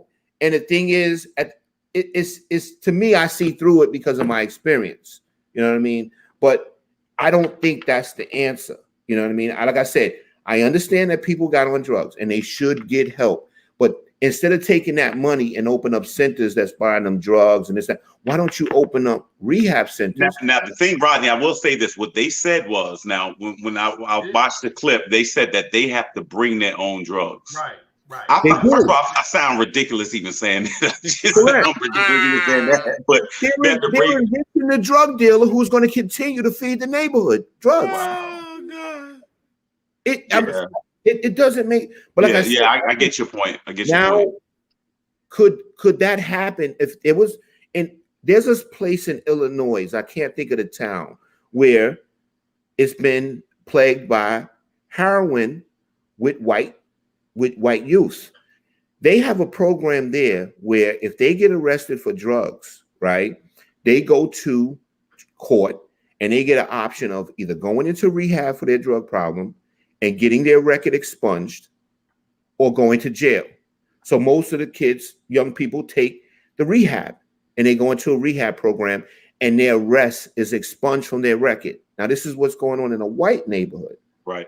So do you see the difference here? Yeah. And this is why I'm saying this is not for this. You're giving them a safe haven. They're bringing their own illegal drugs bought from a drug dealer to be able to shoot up. I agree with you. I mean, you can't legalize something that's illegal. And if they OD, I'm going to save you so you can go buy more drugs. Our producer Jamie told me to say they have a rehab service on site. Okay. So, the only thing I want to say is, okay, let me ask you this. Right. You ever heard of a rehab center that you can go to and they're going to give you drugs? I mean, listen, not me. Let me see. Upward hope. But that's the whole downward point of dope. having it. It's so supposed to be different, right? Like they had the methadone clinics that would give you like something in Archer, baby, or something in but Archer. when you check into a rehab, they ain't giving you no drugs. They're not giving you no dope. They ain't giving you no heroin. They ain't giving you none of that. Use the methadone. And you got to admit, the guy that they interviewed, I mean, my man did make it sound like I get to wash my clothes, I get to take drugs. It's a win-win for him. Like, yeah. Jamie want to say they give clean needles so they can be safe for HIV and all the other stuff and hepatitis. You know what we have to do? I think we got to bring a recovering addict. Yeah. You know, I have a friend that's big in the East Harlem area. I'm curious that you all know her. I'm curious what she would think about this. And they also give I'm sorry, go ahead. Yeah, and also give up Narcan. Jamie wants to say the Narcan. I actually have a Narcan thing on my desk in my job, bro. Keisha says drug dealers are going to prey on the kids. Yes, that's kind of what you're saying. Shout out to Nikisha, man. Yeah, just like the cigarette industry did, they preyed on the kids because they would be the future of buying cigarettes. It's the same concept. But Jesse Jackson said, "Upward hope, downward dope." Just say no. I thought that should work. No, I think Nancy Reagan. That was her. Nancy Reagan was. Nancy Reagan just said no. Yeah, but man, I don't know. We go. Listen, one time before we move on, I was at a funeral when one of my students got murdered, and the people thought the guy name was Uncle Dope, and they thought he was me. They kept coming up to me and saying, "Uncle Dope." I couldn't believe it. I was like, "This." I swear on everything I love, they kept calling me Uncle Dope. He was really on dope, bro. Uncle Dope was fucked up. I just want to say that. I just had to mention Uncle Dope. Shout out to Uncle Dope. Hope he's alive. Anyhow, a plumber discovers some checks and money inside a bitch ass Joel Osteen, Lakewood Church, or 600K. This fake ass preacher. A plumber. So for people don't know the story, Joel Osteen, the big time, a TV evangelist. He has this mega church. They never helped out people during the Katrina, but that's another subject. A plumber went to go do some work, pulled some towels and some stuff behind the toilet bowl, found $600,000 in checks and cash. Your thoughts? I know they gave the guy $200,000 for finder's fee or some shit like that, but your thoughts, gentlemen? I have nothing to say nice, so I'm gonna just think. Well, I'm gonna be honest. I'm not familiar with the story, but the thing is, the plumber was doing some work there. He found $600,000 behind a toilet. And they gave him a reward. What's up, brothers? Fuck Joe. I think. All right. So Rodney, this is what I read. Okay. And I think they said, and I believe it may have been 2014 or so, the church was robbed. Okay. They said that it was a robbery for $600,000. It did say that. Then recently, with this story, a plumber noticed some loose tile.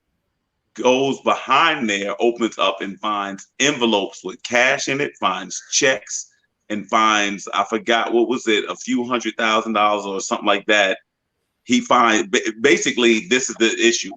One hand, they're saying the church was robbed. The other hand, they're saying they think they can connect the robbery money and this money. And so the church has acknowledged that this money was found, that it was, and I think that's what it was. I don't think they gave the guy $200,000. Yeah. No, $20,000. No, right. Crime Stopper said it was $25,000 reward. Yeah, and it said statute of limitations expired, so it can't. I don't think they won't pay him. Ain't that a bitch? So this sounds like an inside job to me. No question. That's right. Joe Osteen, something go down, get away money. Knock the wall. That's what I'm thinking too. That's what you have to say. It looks bad. It looks bad. Like I don't see any other angle. It just doesn't make sense. And I don't. I've met him before, and I was actually kind of embarrassed because he came in to speak at Yankee Stadium, and they had this like event beforehand where a lot of the ministers in the area came, and I was embarrassed to see, not since Tarzan have I seen this many brothers flock around somebody like this. I could not believe it. I mean, dudes was breaking their neck. I'm talking about some of the biggest, well-known dudes. I'm not surprised. I'm not surprised. And I was like, this is, I mean, it was funny because I'm in there trying to eat the shrimp. He just happened to come up the steps where the shrimp was at and shook my hand. That was it. But I don't like it. And one thing I will not do, I tell people this all the time, I'm not justifying some foolishness. Yo, there's a video out now. I saw that video. I saw it. You saw that? He said, there's a video out now where the dude asked him on camera, you know you're a piece of shit, right? Yeah. I didn't see that. Said that dude to Joe. What happened, Joel Osteen was walking and the guy came over to him with his phone and they looked like I guess Joel Osteen thought he was going to take a selfie with him. And then he goes, look, everybody, it's Joel Osteen. And then he looks over to him. He says, you know, you're a piece of shit, right? Wow. And then Joel Osteen laughs and walks off. And then the guy says, yeah, he knows. He knows he's a piece of shit. Yeah. The thing is, I mean, with Joel Osteen, you know, he wouldn't open those doors for Katrina when they had the thing in church, right? So he got bad press for it. Yeah. So I mean, we know what Joel Osteen is about. And I'm not surprised about the black preachers, because in our churches, that subliminal message of having those white Jesus up there every day and thinking everything white is great. That's why I can see the flag. They think he's the greatest thing since like cheese. And I think this is what. And let me tell you, around a lot of liturgical circles, they don't respect. First of all, I've been there before, I've visited before. So it looks like an arena. It doesn't look like a church. It's no crosses in there and things that you would associate. You don't really see much religious regalia. People in liturgical circles feel he's a glorified motivational speaker because he doesn't talk about sin. He doesn't talk about, you know, tells a couple of jokes and tells some motivating stories. Now, don't get me wrong. It works for some people. You know, he has the largest church in the country and people want to know why, because as far as preaching is concerned, they do not consider him a great preacher. His father was considered a great preacher. His father was a Pentecostal minister. He was the person who ran the audio tapes. And then when his father got on his deathbed, this is the first time he spoke. And then he kind of moved into that role. I mean, it was so ironic. I met a gentleman this week who thinks the man is the greatest person walking. And I've realized this. It's amazing who people resonate with. And what I realize is that when somebody resonates with somebody, you can't sway them off of that. It's almost like certain people listen to certain music and to them, this is it. This artist resonates with them. I think he's like that. I will say this. I don't think anybody should justify something's wrong. There's no reason that there should be hundreds of thousands of dollars or any money, you know, in a wall somewhere. Yeah. And the place was reportedly robbed. It makes no sense. And I'll say this, for people that have really done this right or tried to do it right, there's no amount of money that's worth it. I'm telling you, you have to actually go and visit hospitals, and you have to go and see families that have lost relatives and things like that. I don't even know why people would want to play games with this if they are playing games with it. It's not like it becomes people's hustle. In certain situations, it is something that I wouldn't touch. I wouldn't play with. And I'll just say this, and I never get on here being preachy or whatever, because this is not the type of show for that. But there's a passage of scripture that I always think about in Jeremiah 23:1. It says, "Woe be unto the pastors that scatter my sheep." It's very, very important that you do not mislead people, especially in the name of God or religion. It's very, very serious. And if you are doing that, there is definitely going to be a price to be paid for that. And that's something that I would not want to do. It's something I would be scared to do. So that's how I feel about this, but I will not justify something that's wrong. And there's nothing about this that sounds right. It seems very, very deceitful. Yeah. And I just want to amen, Kelvin. Yeah, amen. I want to quote from the Bible too, from the book of Luke. Wait, Rod. Wait, Rod. He gonna hit the home run now. What did he say? From the book of Luke. Face down, ass up. That's the way I like to fuck. I would. You know who I blame? I blame Jamie. He's not on his job. Jamie's not on his job. Jamie's not on his job. Jamie's not on his job. Oh, we got rid of him. Oh, there you go. There you go. Need a timeout. That's that bullshit, man. Yeah, give me next to my man right there, man. Word. But speaking of more face down, ass up, Las Vegas Airlines offers $1,000 tickets for Mile High Club flights. If people don't know what the Mile High Club is for, when you're in the sky, you're $35,000, $50,000 in the sky, you have some kind of sexual relations. I am part of the Mile High Club, and I'll tell you about that one day. With Jamie was there as my God witness, me in the Mile High Club. I'm just saying. This was long time ago. Long time. When you said Jamie and I used to go to Vegas on a regular. That was a long time ago, man. Long time.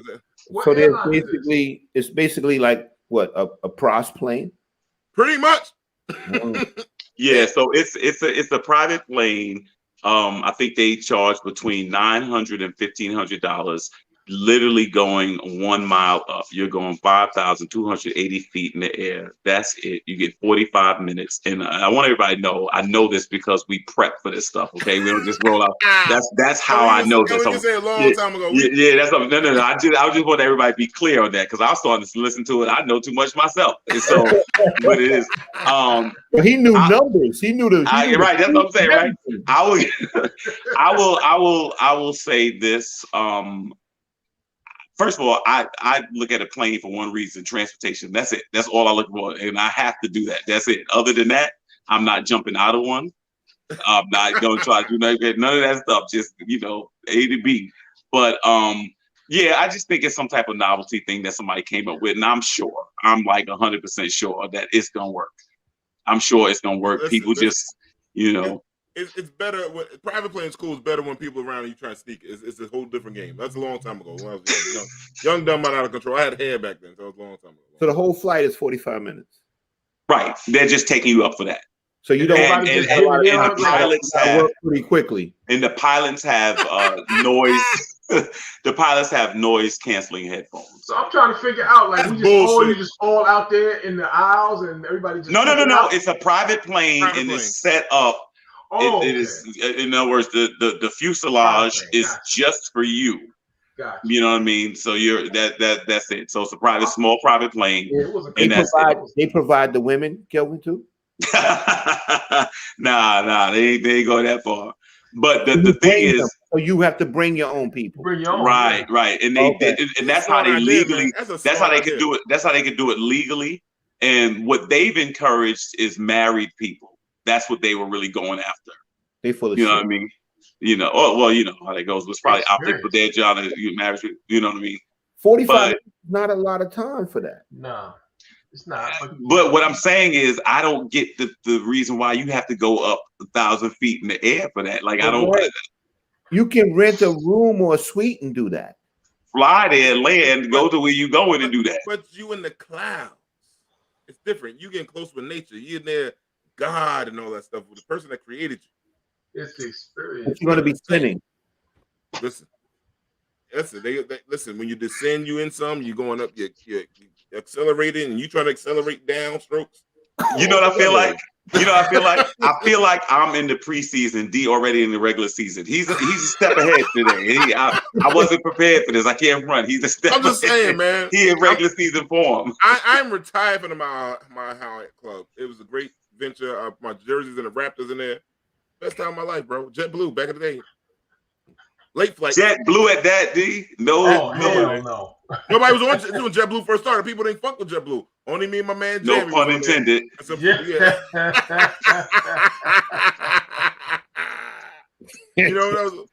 and Jamie used to fly them late flights, man. We used to have then that turbulence used to hit, boy. First of all, I just want to make for the record, I look at Jamie different. I just want to tell everybody that.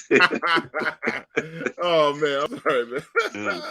Oh man, it was a real conversation going on, man. Deion Sanders brought the chick and Brittany Renner to talk to his students at I forgot what school is down. What's it, Mississippi State? Is it Mississippi State? Yeah, Mississippi State, something like that, right? Yeah, no, I don't know. Anyway, I thought it was with Jackson State. Jackson State. Jamie, can you play the video? Right? Yeah, Jackson State. Yeah, somebody in Mississippi. You're right. Jamie, play the video, please. You guys get in these situations where you have your favorite person or you're in a relationship and y'all want to play. Like, there are repercussions to everything that you do, good, bad, or indifferent.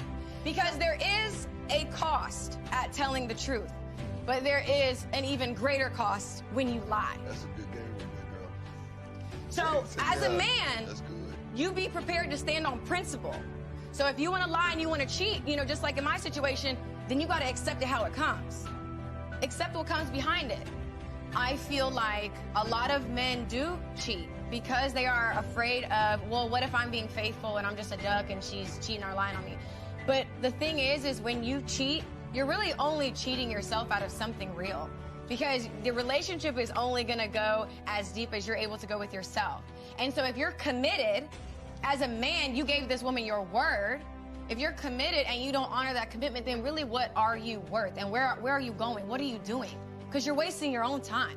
So I don't know if it's just like a hypothetical situation, but I feel like if you're going to cheat on whoever you're with, then just leave. Have some respect for yourself and leave. So she got, and that was the abbreviated version. She gave some good games to tell like how people are gold diggers and what she does, and guys jump in the DMs, and young guys gonna be aware. Some of you guys might make it to the NFL. Some of you guys might just be a regular good money accountant. So she gave some good game. Thoughts, gentlemen? It sounds like she was giving out relationship advice right there. Yeah, that clip didn't show what the good stuff. So, I mean, for people that don't know who Brittany Renner is, basically, that I can't think of the young man's name that plays for the Charlotte Hornets, who she has a child with. Yeah, I can't think of his name. Basically, he pays her what $200,000-$300,000 a month for a yeah, date? some crazy $600,000 a month. Yeah, $600,000 a month.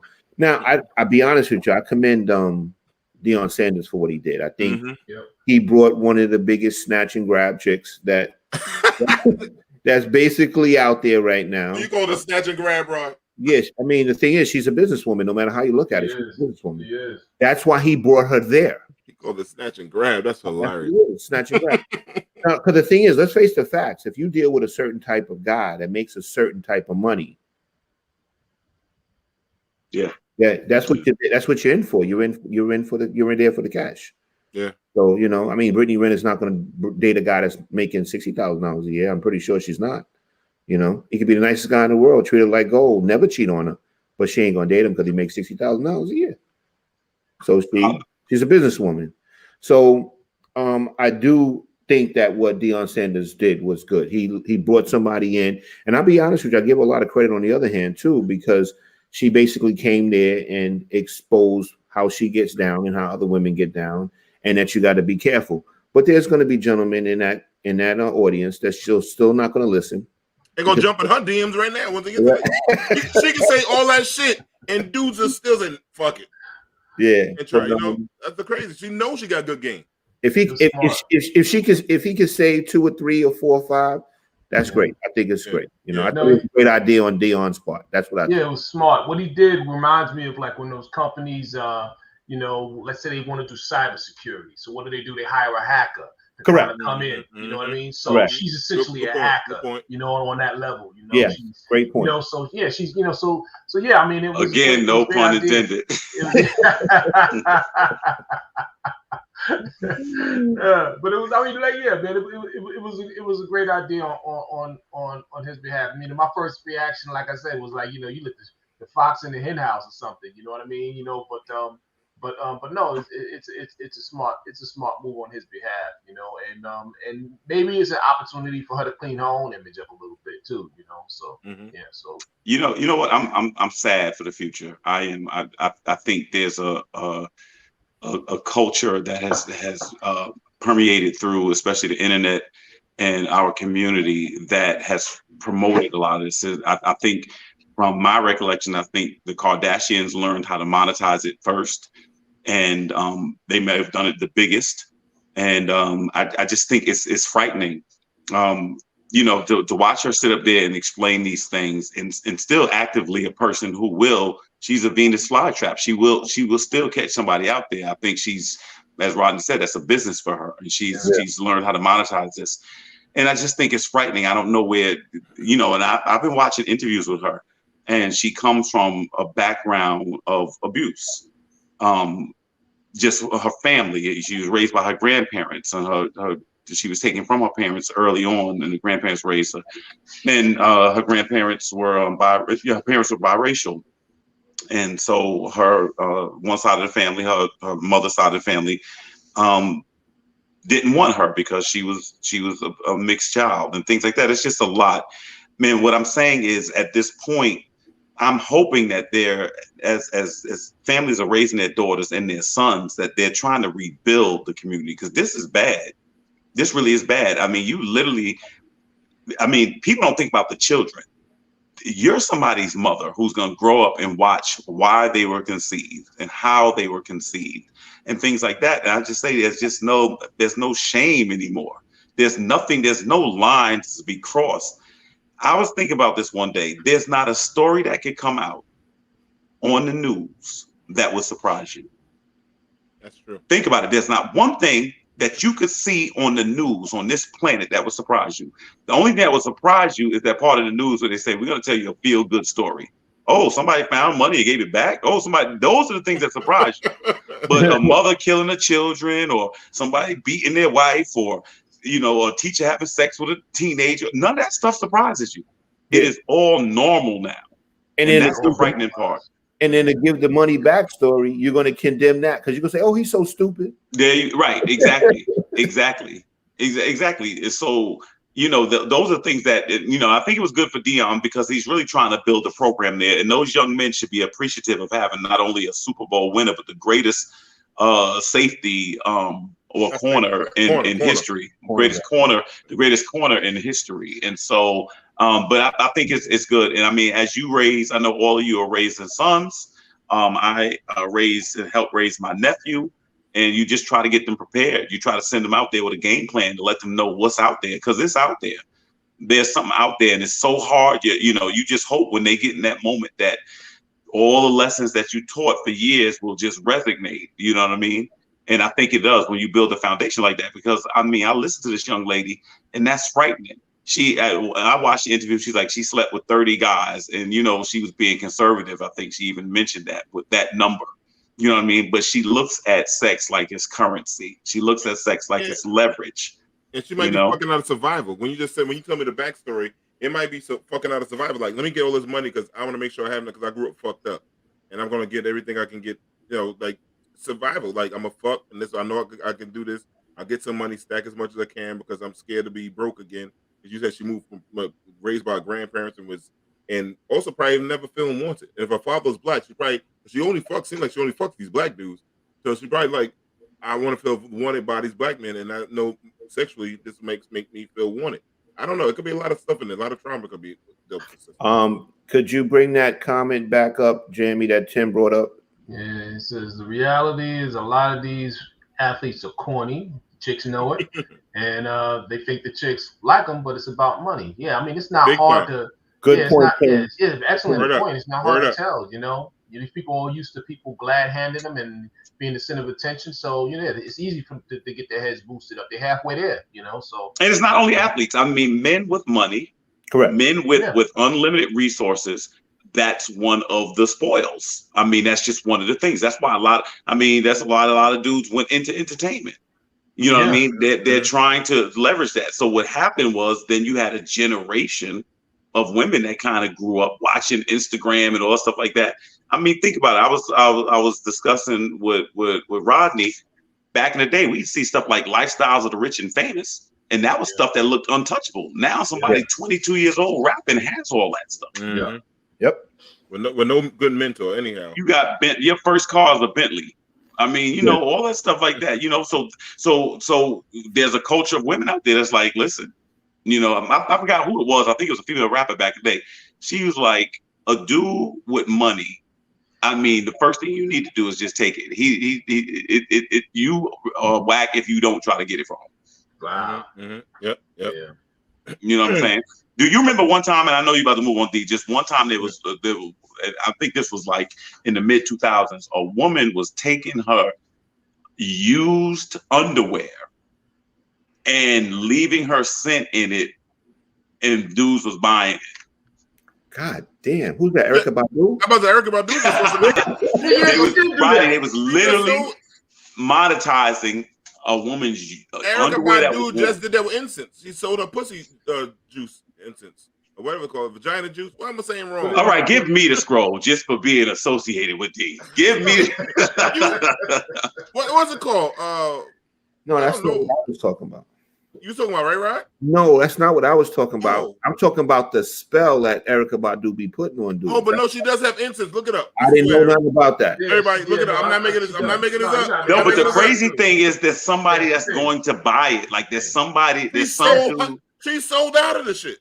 Yeah, it's candles and all that stuff. She sold out of it. She sold out of it. She ain't playing no games. Erykah Badu got that wicked shit, man. I'm scared. When she sing, I close my eyes. I don't want to fucking look at Erykah Badu. Don't look her directly in the eyes when you see. Oh hell no, them hazel eyes fuck you up, man. But anyhow, man, we gotta move on. My man Jamie's over here hitting us up, man. We gonna move. Watching the Chop It Up early tonight, man. So here we go. King Richard, HBO Max is on. I thoroughly enjoyed this movie. It's about Will Smith plays the Richard. What's his name again? Richard Williams. The father of Serena and Venus Williams. How he coached them and their backstory, how they became who they are now today. That we know them two mega superstars. Gentlemen, did anybody else see this besides myself? And what I saw it. Yeah. I saw it. Yeah. I saw it as well. I saw it as well. I thought it was excellent. I would like you guys to tell me what you thought, what scene stood out to you the most, if you had to just pick one. Good or bad? I don't know. I couldn't get past the shorts, but No.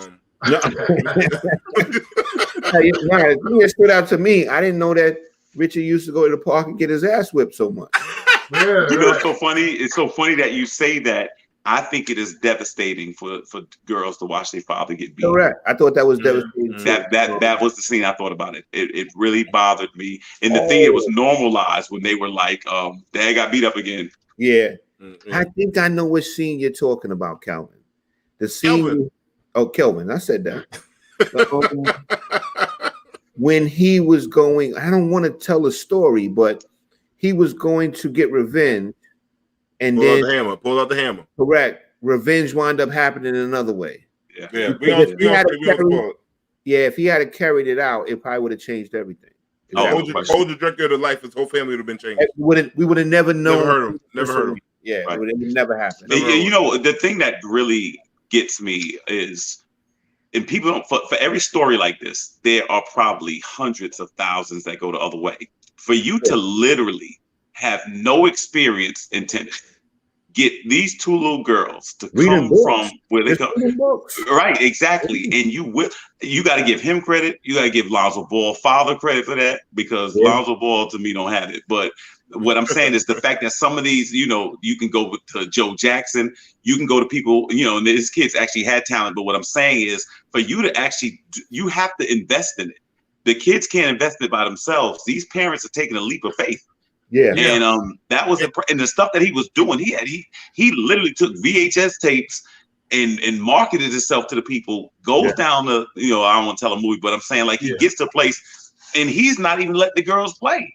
And that's the funny thing, Kelvin. It's the vision. You have to have that, and you have to have that vision. Like there's no option other than success. I love when he went in. I'm not gonna tell the story, right? But at one point, he's basically telling to a point he's telling this big time trainer. Yeah, you know what I mean? Like, you know, how he's, you know, telling them how he wants the girls to learn, you know, right? And just the cojones, man, and just the, you know, just the vision there, and the strength and conviction. It speaks volumes to me in terms of, like, you know what he had envisioned and where he was really trying to take it, man. You know, no question. Got to get all his kudos for that. No question. For Monique's comment, right? He got them to give him more than a job. He did an excellent deal. Yeah. He got a house. He got a paycheck. They got a car. I mean, got a mobile home. Yeah, he got a mobile home. I mean, he negotiated an amazing deal. That was an amazing deal. Yeah. And you know what's crazy, and a lot of people, like my nephew was talking about it today. A lot of people don't remember. Venus came out the gate. Serena couldn't touch it at first. Venus was the truth. Yeah. And I remember one night I was in JFK. I was working in JFK. One night I was in Terminal 4, and this is like probably late after 10 o'clock at night. Nobody's in the terminal, and I see Venus and her father walking. That girl got to be 6'1". Yeah, I saw her and her father walking. And now looking at that, the journey is just amazing. Just the two of them walking with a heart. And he's walking with her. You remember what the father said when Venus Williams was tearing through the league? He said, you ain't seen nothing. He says, wait till Serena comes. Yep. Right. Because Serena's way better than Venus. Right. And no one believed that except him. Right. And Right. she came there and put the game in a chokehold. Right. Right. And I also thought it was cool when he was very, very conscious of them being humble at first. Yeah. Serena had more fire than Venus. Mm-hmm. She was more of a competitor. She was more hungry. I can see that. Yeah. I can see that. Losing was not an option with Serena.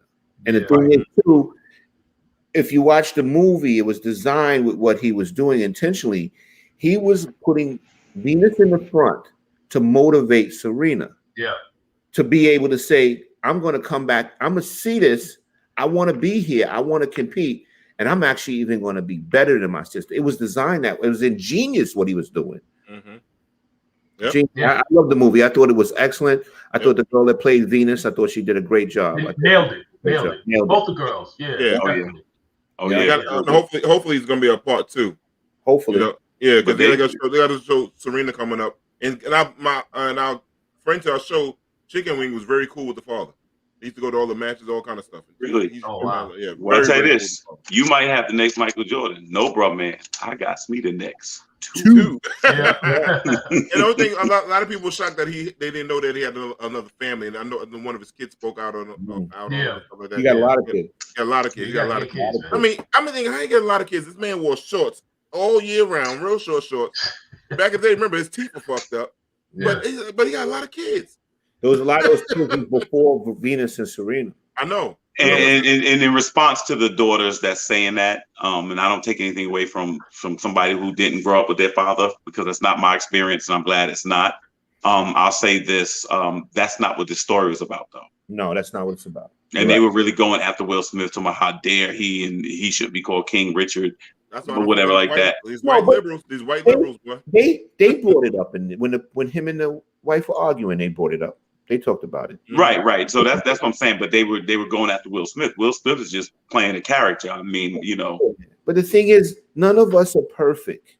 Nobody. The thing you got to focus on is how he made his daughters so successful. Right. In a game that you never see us. I think the last successful person was like Arthur Ashe, right? And let me tell you something. These kids coming.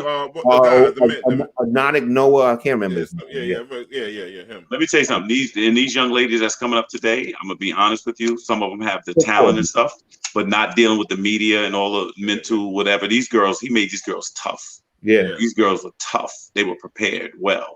It's another show on here, man. True Stories, Netflix. I haven't seen it yet. Oh, yeah, that's right. And this was this. Oh, I think Rod. No, I didn't see it. Oh, Derek. I saw it. I saw the other light skin guy. I know really light skin motherfuckers saw that shit. Yo, piss color motherfuckers. I saw it. D, you ought to you ought to write for Hallmark. You have a way with words. Yeah. I did see it. I see. Derek, what was your thoughts on it? I thought it was a revelation for me and Kevin Hart. I really thought he nailed it. He did it. We talking about Kevin Hart. He did good. Kevin Hart. I've never seen one movie I like with Kevin Hart. Well, you haven't seen this one either. So I think he did a great job. And of course, Wesley Snipes, just to see him on the screen delivering, working again. And he did his thing, man. He's a master. He's a genius at his craft as well. I believed him, man. I believed his character. I felt like I connected with both of them. And Kevin Hart. I can see it. I'm telling you, he made it. I can't bring myself to watch it. Really great for him. I think you know what it is, because I think it didn't take him far away from himself. I think it was I felt like he was almost emoting on the screen. Like he was really digging from within himself. Was he running around being loud, the typical Kevin Hart? But that's the act. You know what I'm saying? But the actual life is what he was describing, the things he was going through himself. So it was kind of a window into what he thought of. I'm gonna say something. I'm gonna say something. I think it's gonna kind of sound foul. I think Kevin Hart's a one-trick pony. Exactly. I've always thought that. And I'll be honest with you. I think Kevin Hart is positioning himself up for his next career. I think it'll be behind the camera, because I think the stand up I think is finally waned. I think Dave Chappelle's put the bar so high. I just don't think a lot of the some of the shtick people have been using is going to work anymore. I think Kevin's last 3 specials weren't good, and I like Kevin Hart, but I think the last 3 specials wasn't good, and so I think he's going to position himself to kind of be behind the camera. I think this was I thought this was interesting. I think Wesley Snipes is a great actor. All right, Norette said, I'm gonna give it a try because Norette said, not because you, Derek, because Norette. Okay, no, but listen, you guys you gotta read that so people that listen again. This is the thing. I think what it is this. I think Snipes is obviously excellent at what he does, and I think it was clear that he outacted Kevin. Well, you know what I mean? Of course. But I think the script was interesting. I do think it was interesting, but I do think Kevin Hart pretty much has he's probably on that 14th minute, I think. Far from it. Remember you said this today, man, 5 years from now, man. That boy ain't going nowhere. Let me tell you something. No, white people love him. White people love a silly, loud black dude.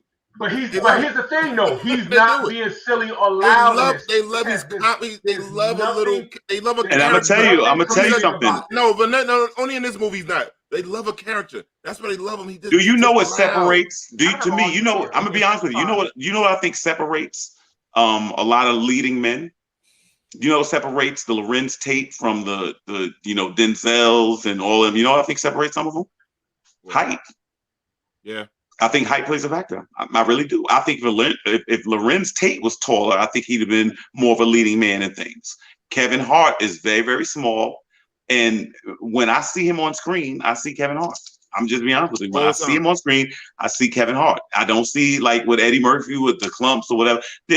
For instance, I don't think Chappelle is a great actor. I don't think Chris Rock is a great actor. I don't think they've done great movies necessarily. I agree. Eddie is like really. Oh, here goes the family shit. Here goes the family shit.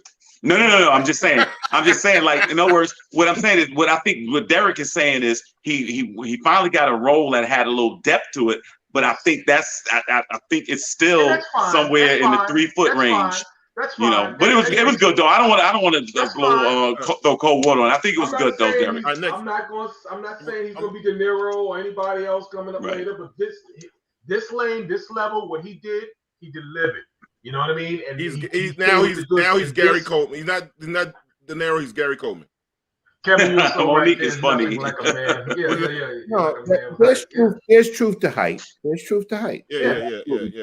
Let me go to Jamie. Jamie said move on.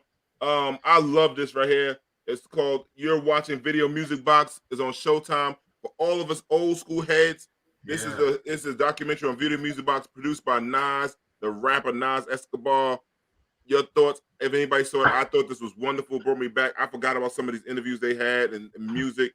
This really propelled hip hop music, and a lot of underground rappers never would have got their music played on MTV.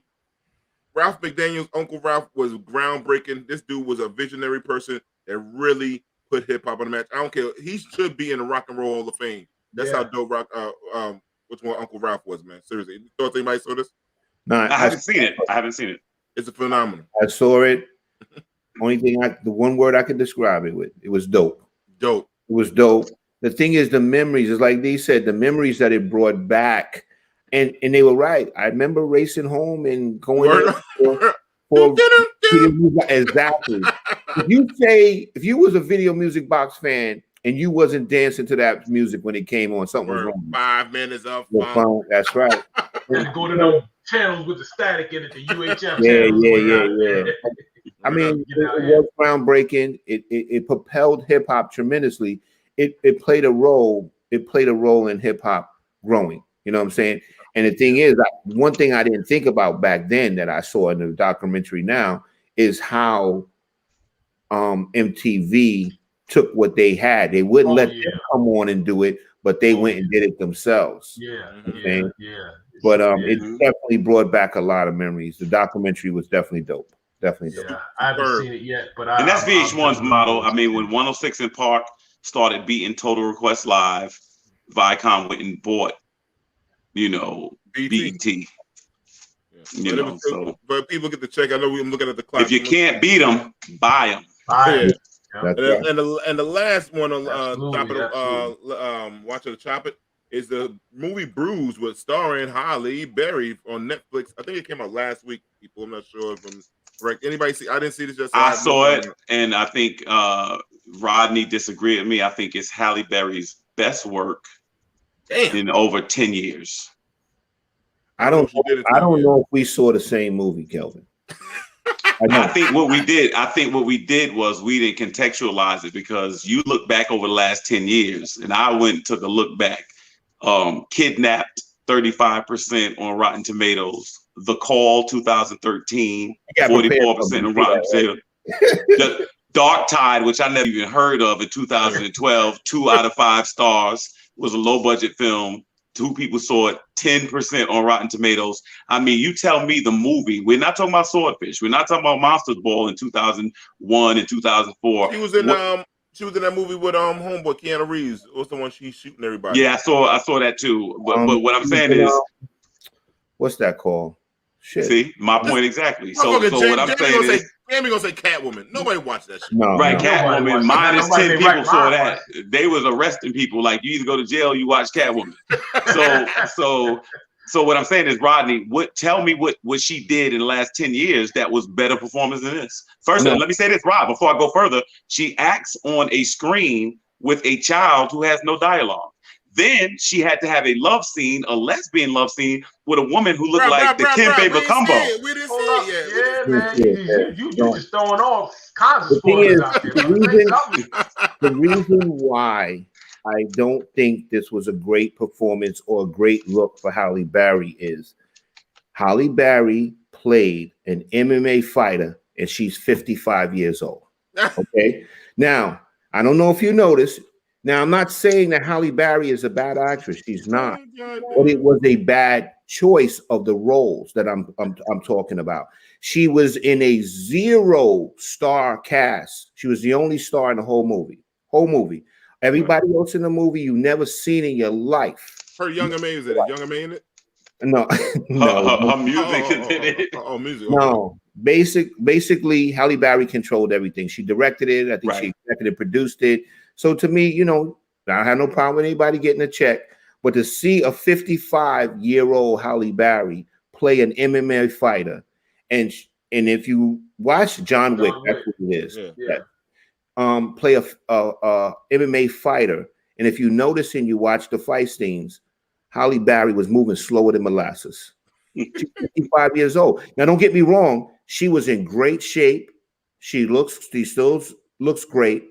You know what I'm saying? But I think the role was a bad look for Halle Berry at that age. And now I got you, but we're talking 2 different things. I'm talking about, what I'm asking you is as far as the depth. I'm talking about as far as her acting chops. I still say no. I still say because of the role, she couldn't deliver that role. But Rod, you're talking about athletically. I'm talking about take her out of the ring, because the ring, she spent a lot of time in the ring. So take her out of the ring. I'm going to tell you right now. Halle Berry is an attractive woman, and she's trying to play a tough MMA fighter. It didn't look right to me. That's my point.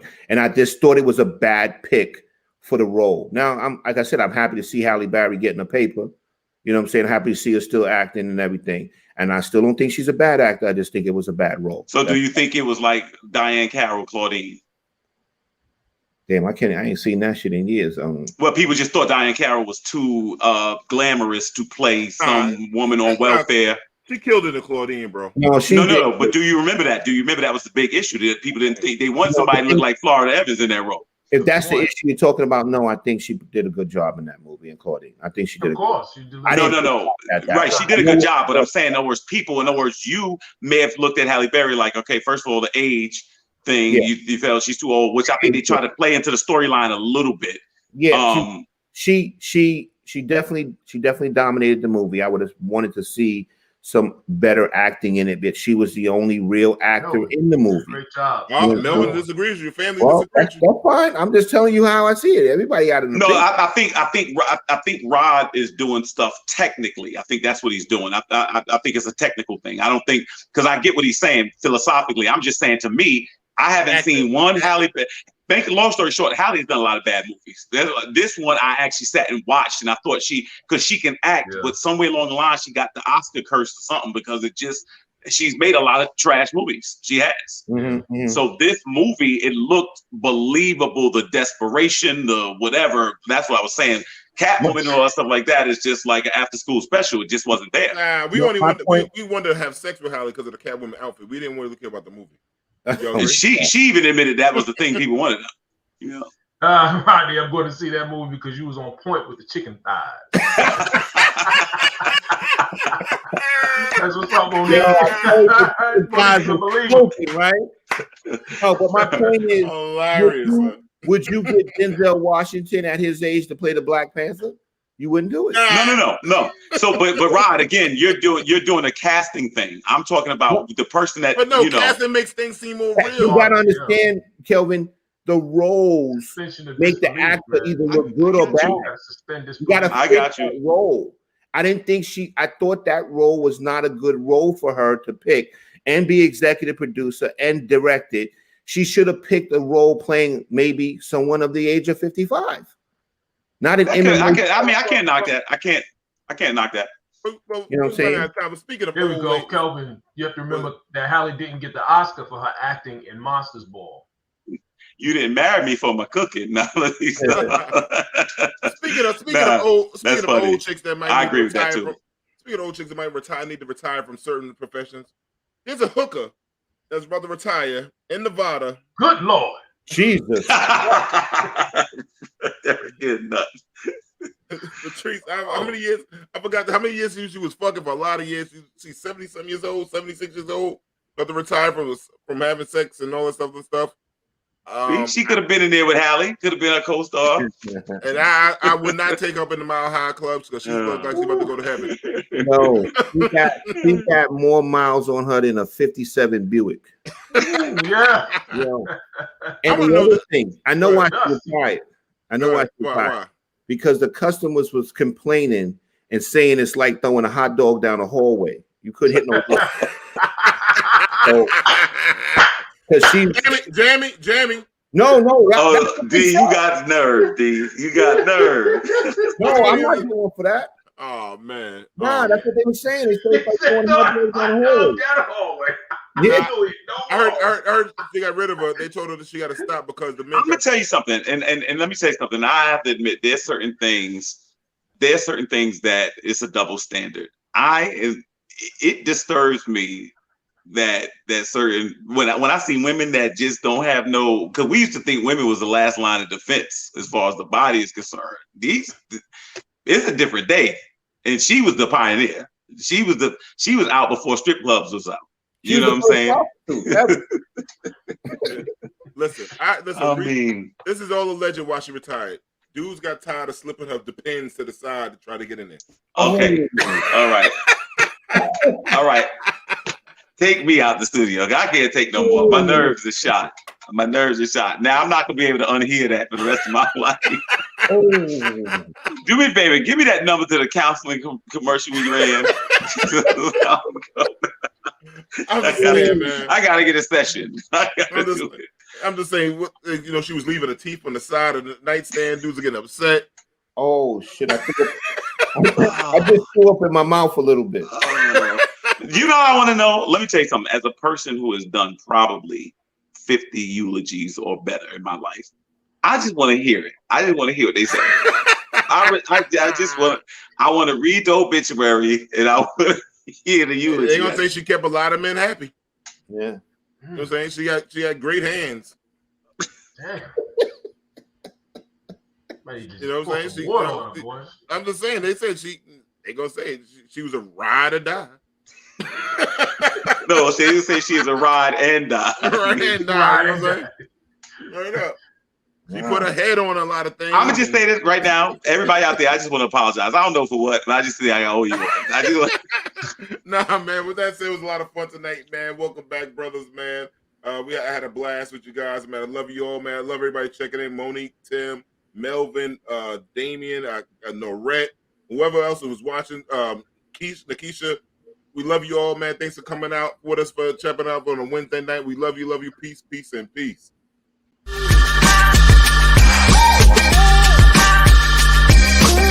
Woo!